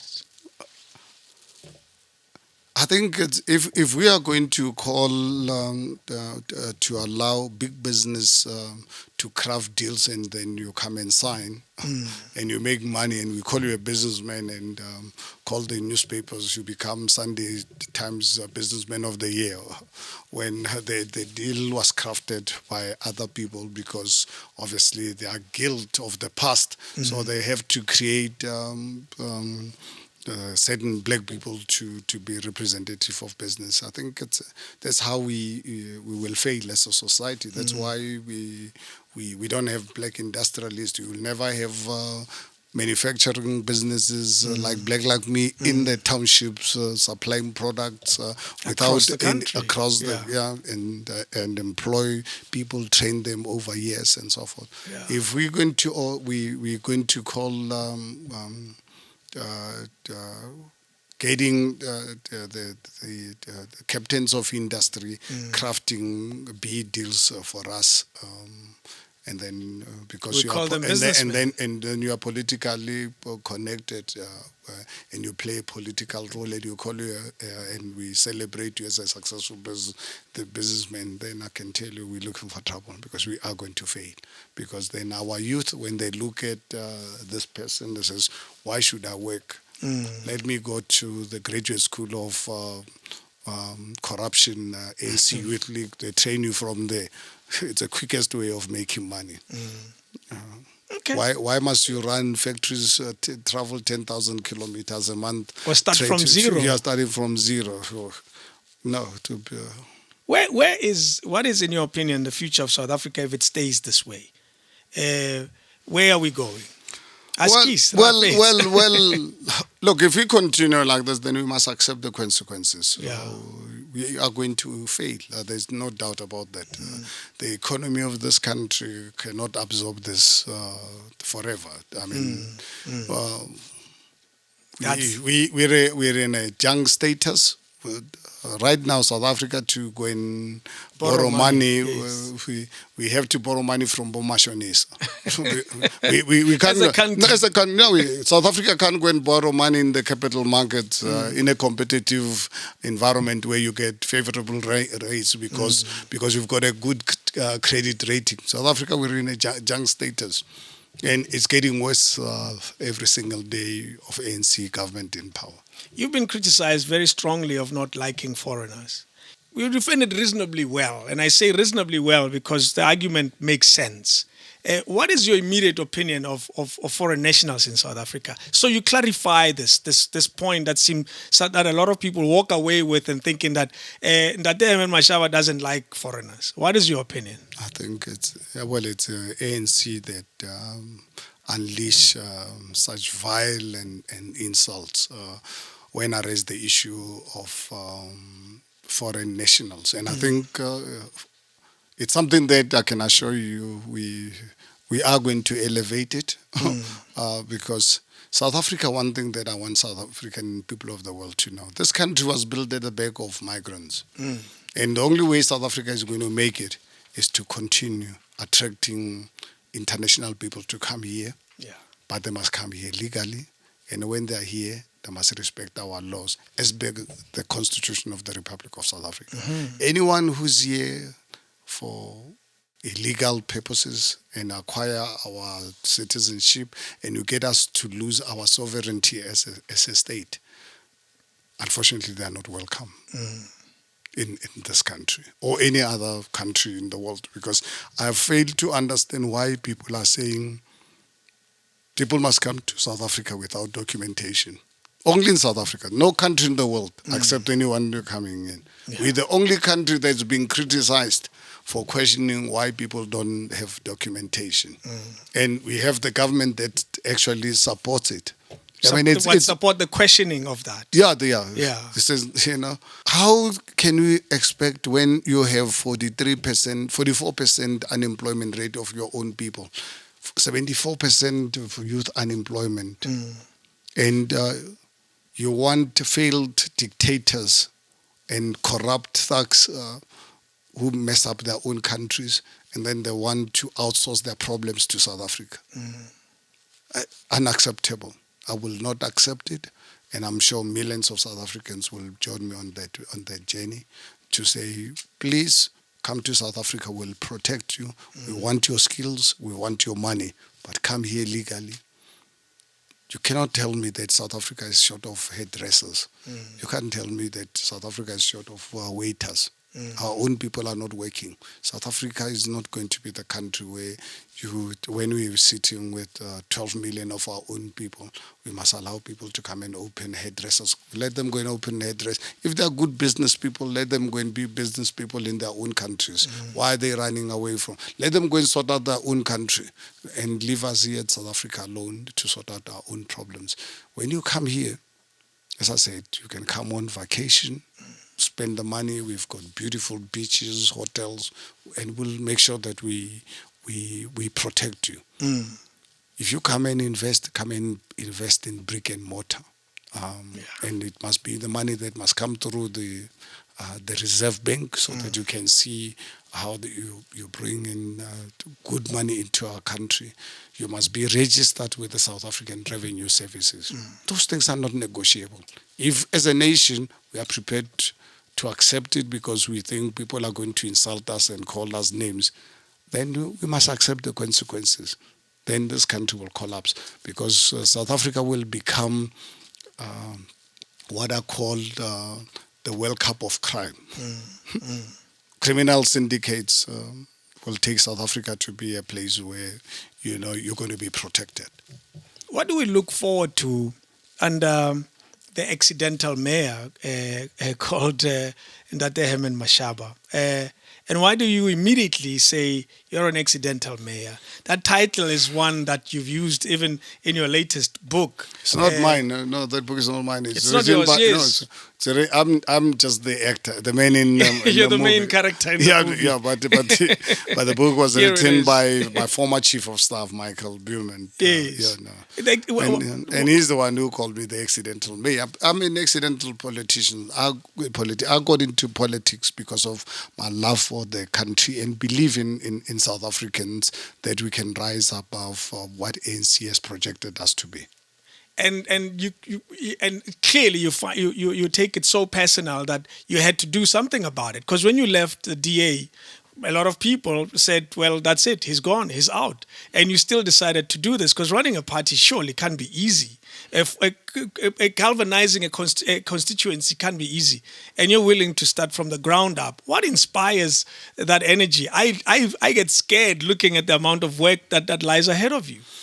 Well, it's my belief in my country. That's the only country in the world I have, and I've been privileged and watched the ANC destroy that belief in our people, and I think I still hope this country can be fixed. But that window of opportunity is fast running out. If we don't remove the ANC in a democratic manner by 2024, then yes, I will tell you, then this country can't be fixed. What are some of the most, as a person who lives in Johannesburg, I can tell you my issues, but it'll be interesting to hear them from a former mayor and a potential future mayor. What are some of the issues that Johannesburg people immediately complain about in your observation, also as a resident of the city? Well, high unemployment, informal settlements where our people live in squalor, in conditions where I look at my upbringing in a village where we used to breed cattle and, yes, of course, and pigs, and I look at people here in the city that ANC used to, or is the fact they still call it a world-class African city. You go into this squatter camps, they call them informal settlements, where people have lived in some of the settlements for over 20 years, but they don't even have a toilet.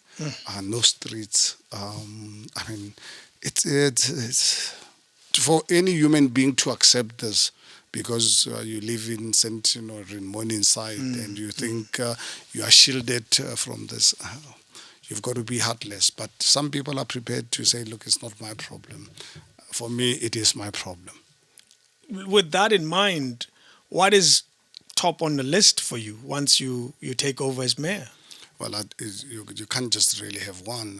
I think as government, you've got a lot of issues to grapple with. And you can do them all at the same time. Yes. You've got to get rid of the cadres from administration.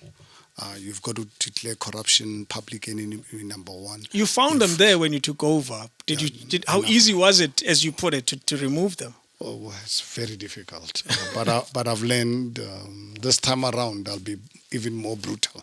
Remember, I was criticized for getting rid of experienced people, and I was getting rid of thugs. So I used to, people were saying I'm getting rid of experience. What experience? Experience of thugs. I don't need the experienced thug. And expect me, I must reform them. No, I don't want to reform a thug. A thug belongs in jail. Lots of good South Africans. And I think we need to deal with these cadres and bring in professional people that can deliver services so that our poor South Africans can be afforded opportunities. We need to bring back the rule of law. I think JMPD makes sure that it's run by professional policemen and women and deal with the corruption within our criminal justice system. We've got to take back that city. And other cities like Roodepoort, Randburg offer these hijacked buildings to the private sector to build affordable accommodation for our people. We have to get Home Affairs as a matter of agency. Anyone who's not documented let them go through a process of seeing if they qualify to get documentation. If they don't, please, the sooner we get them out of our country, the better, so that we can deal with our own issues. Those who qualify, absolutely, let's document them if they qualify. And our constitution is very clear as to who qualifies to get documentation. True. And those who don't, we must never feel any better, because I think it's a God-given thing to do the right things. It doesn't really mean that by protecting your own people, your own family, that's what normal human beings do. Before you can expect me to look after my neighbor, I must take care of my own homestead. And that's really what we need to do. I mean, those issues are very urgent, because you can imagine if we can embark on a program or as a matter of agency of clearing people who are here illegally and committing crime, so that our people can live in safety. Joburg people are saying it's very expensive to live in Johannesburg. Property rates that are paid to the city are extremely costly, to a point where you can't prosper. You can't buy a big piece of land because that's the life that you choose. You have to reduce the property size, live in a relatively cheap house so you don't pay too much. I remember not long after you took over as mayor, there was an increase in our rates. What do you say to a Joburg person like myself who says, what do you? Well, the only thing you can do, if you want economic growth, you've got to encourage private sector investment so that people are working. Because once you've got full employment, people are working, things become cheaper. When there's a shortage, I mean, I'm sure Economics 101 will tell you, if there's a shortage of anything, unfortunately, its value goes high. The prices go up. If you want things to be cheaper, create the demand and ensure that there's an abundance, because then you will see everything else will come down. Government does not have to rely on 6 million tax base when you can have 18, 20 million tax base. Then you don't have to really tax everyone and reduce the reliance of people on government, that people can really be able to provide for themselves. Because when people work, they'll pay taxes indirectly or directly through VAT and so forth and so on. But once you create a situation where you've got 18 million plus people dependent on state for them to put bread on the table, with a tax base that is declining, unfortunately, you don't have to be an economist to work that out. Things are going to get expensive, and eventually it catches up. Because somebody has to pay for it. So let's go back home quickly. Yeah. A family member who is likely not to vote for Action SA, and it's a close family member, it's one of your kids. What do you say to that?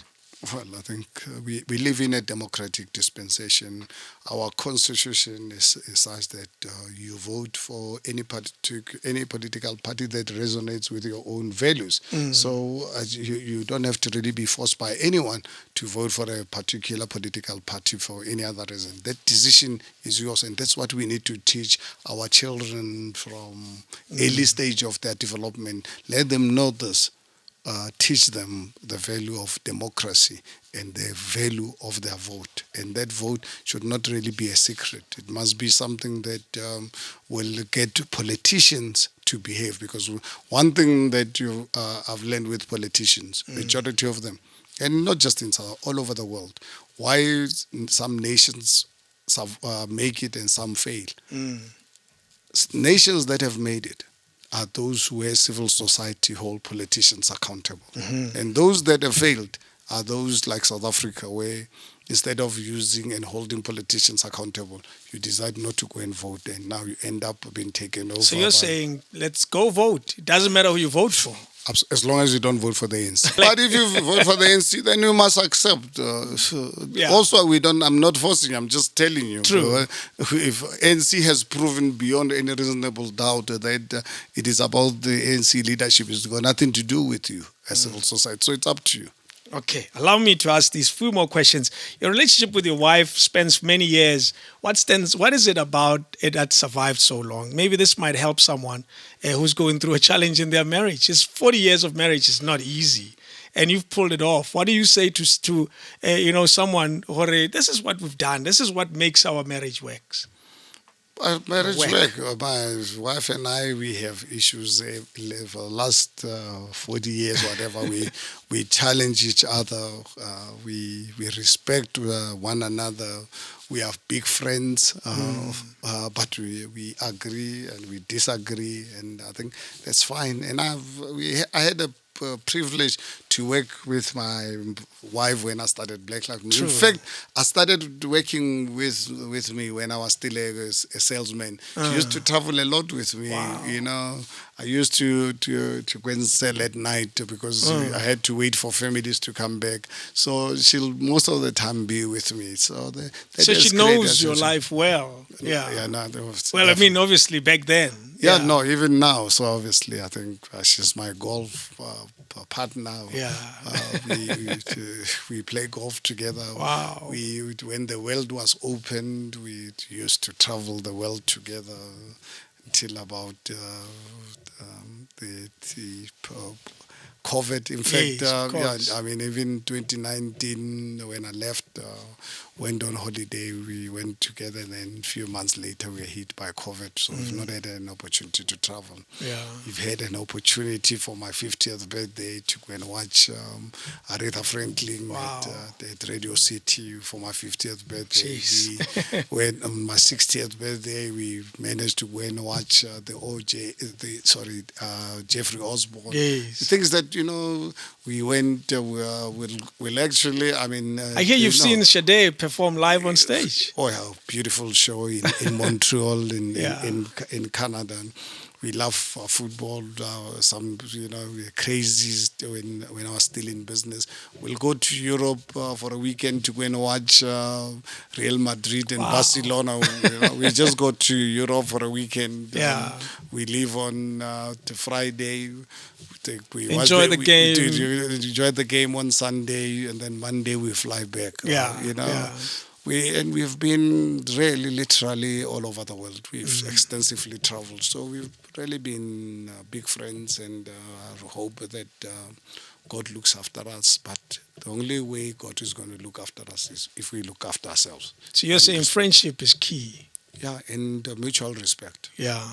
How does a former politician make money? How do you survive? Because I get concerned when I see politicians lose their jobs. Well, how do you make it? Well, you can imagine ever since I left the city of Joburg, end of October 2019, I've not had a salary. So, that's exactly why I worry about you.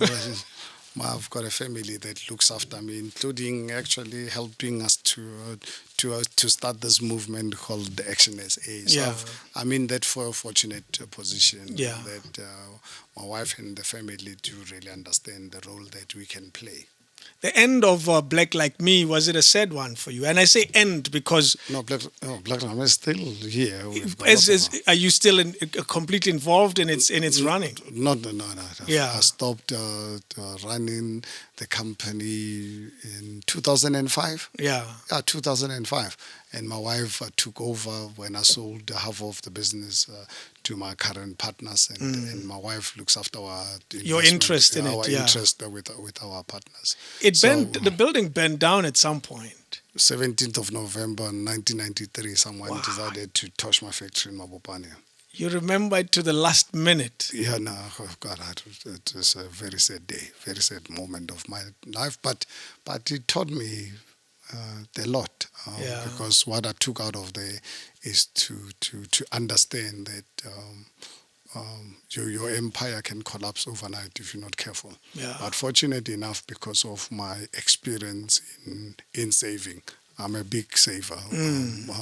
So saving for me from my days of gambling,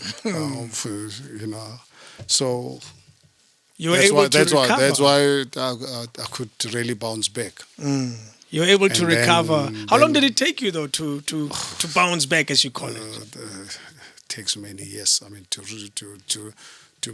build a new factory because I had to now buy a new factory, build a new big warehouse, and sold the business to Colgate in 1997. And then 2 years later, I had a chance to buy it back, rebuild. So I've been on another. My life keeps really taking different turns every few years. But I embrace it. You seem to be having an exciting life. The last few years is not exciting. Nothing exciting about this, but fulfilling. Yes. Running a political office, politics is not for sissies.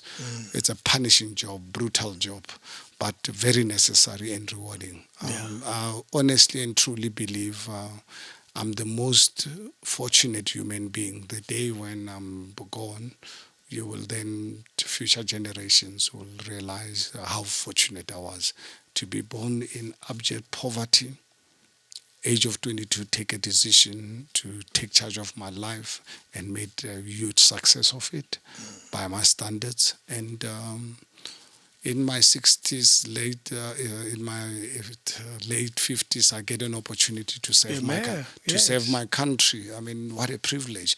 And at the age of 61, I get an opportunity to start a political party to unseat a criminal government. Because my mission is to really democratically unseat this criminal organization. So I think it's a privilege that very few people in the world experiences. So that's why the project of my next book is going to be exciting, because it's going to give you even deeper insights of how this boy from Haramut was privileged and touched the world, because I just did not touch South Africans. Justice Dikgambo Seneke speaks very highly of you. He speaks very highly, in a very celebratory way about you. And how does, and I ask this very gently, really, how does when a person who's done so much for the country and achieved so much recognizes your own success and achievement, surely it must make you feel like you are a cut above all of us? No, absolutely not. I mean, ordinary. Obviously, I'm not a young man any longer, but you can call yourself. I'm ordinary Haramutsi born man. With no electricity, with no running water, with no parents around, and decided, fortunate enough, with the blessing of my grandfather, decided to take charge of my own life, and being recognized by universities. In fact, sometimes I feel guilty not using my title. I don't know if you're aware. A few years ago, Central University of Technology awarded me an honorary doctorate in business administration. So you're and you don't use it. And I feel guilty sometimes. I don't know. So Dr. Herman Mashaba, they call me every time I deal with the university, even today, because they gave me the honorary doctorate, and the following year, I think in 2013, and the following year... You've been this for so long. Yeah. And you look at, even today, the send me correspondence addressing me as Dr. Mashaba. And every year they run what they called an annual Herman Mashaba Entrepreneurial lecture. Wow. And my responsibility is to get prominent people of the world to deliver the speech. So if you're available, it's going to be virtual because of this pandemic. It's, I think, on the 12th of October at 5 p.m. It's going to be broadcast to the world. This year, we're going to have Andile Khumalo. I see, yes. I decided on him because I think Andile has been really an inspiration for me. His commitment to entrepreneurship, black entrepreneurship, has been phenomenal. Last year, I managed to get Prince Philip from Liechtenstein. Wow. I don't know if you know. Yes, I'm aware. I'm familiar. Yes, from Liechtenstein. He's the one who delivered that. And I've had, over the years, managed to really get top people from all over the world because of my contacts in the world. I'm not short of people Someone to to deliver call, yes. to deliver the lecture, this annual lecture to Yeah. promote entrepreneurship. So yeah, there's what is called the Herman Mashaba. A doctor. Yeah, well, Let me correct you, Dr. Herman Mashaba. Get it right. Wainyatsa. It's been such an honor and a privilege. I wish you well in your efforts. I truly think your passion and your love for South Africa is unmatched. And if I had to give you a marketing advice, I'd say sell that fast, because it's you can tell when somebody says it's so emotional. The connection is very personal. It's not a marketing plot. It's something that is dear to you. I truly wish you well. And as a mayor in Tuseman, I pay too much rent. I say me and my neighbors help us pay less rent. well, the only way you're going to have it not pay too much, allow us to take the city back, allow the private sector to build massive houses, because we've got lots of properties in the city of Johannesburg, Randburg and everywhere else where the private sector can build stock. There'll be more stock, then you'll see the prices will come down. Because there'll be more people. Because there. right now there's a shortage. Yeah. I wish you well. Give a closing remarks. Why not? This will be televised just before the elections. You might as well take advantage of that. Well, I think I just really want South Africans, particularly us as black people, to recognize the fortunate position we're in, where we don't have to rely on politicians. We must learn and actually take conscious decision to vote politicians in, and when they fail us, we must remove them. We don't have to wait for 27 years. You included. I think it's very, very important. Yeah. Any politician, anyone you put in charge, don't give them a blank check. Give them terms, and in the event that they fail you, remove them. Don't feel sorry for them. Yeah. You don't owe them anything. They owe you something, because I think for them to have that public office, it is at your behest. You are the boss. And I think if we can recognize that we don't live under the evil system of apartheid, we live in a constitutional democracy with a Bill of Rights. Use your vote to put politicians into office, and use your power to remove them when they fail you. What are your chances of winning these elections? Still early days, so we'll leave it to the electorate. We'll do our best to give us the absolute mandate, but ultimately the decision doesn't lie with us. It lies with you, the voter. You decide what type of future you want for yourself and your future children and your grandchildren. I wish you well. Ladies and gentlemen, Dr. Herman Mashaba. Or Dr. Herman Mashaba, to everyone. Thank you again. Thank you so much. Thank you really very appreciate much. it. Anytime at all. That's been Dr. Herman Mashaba, everybody. Thank you so much. We out. King David Studio Podcast.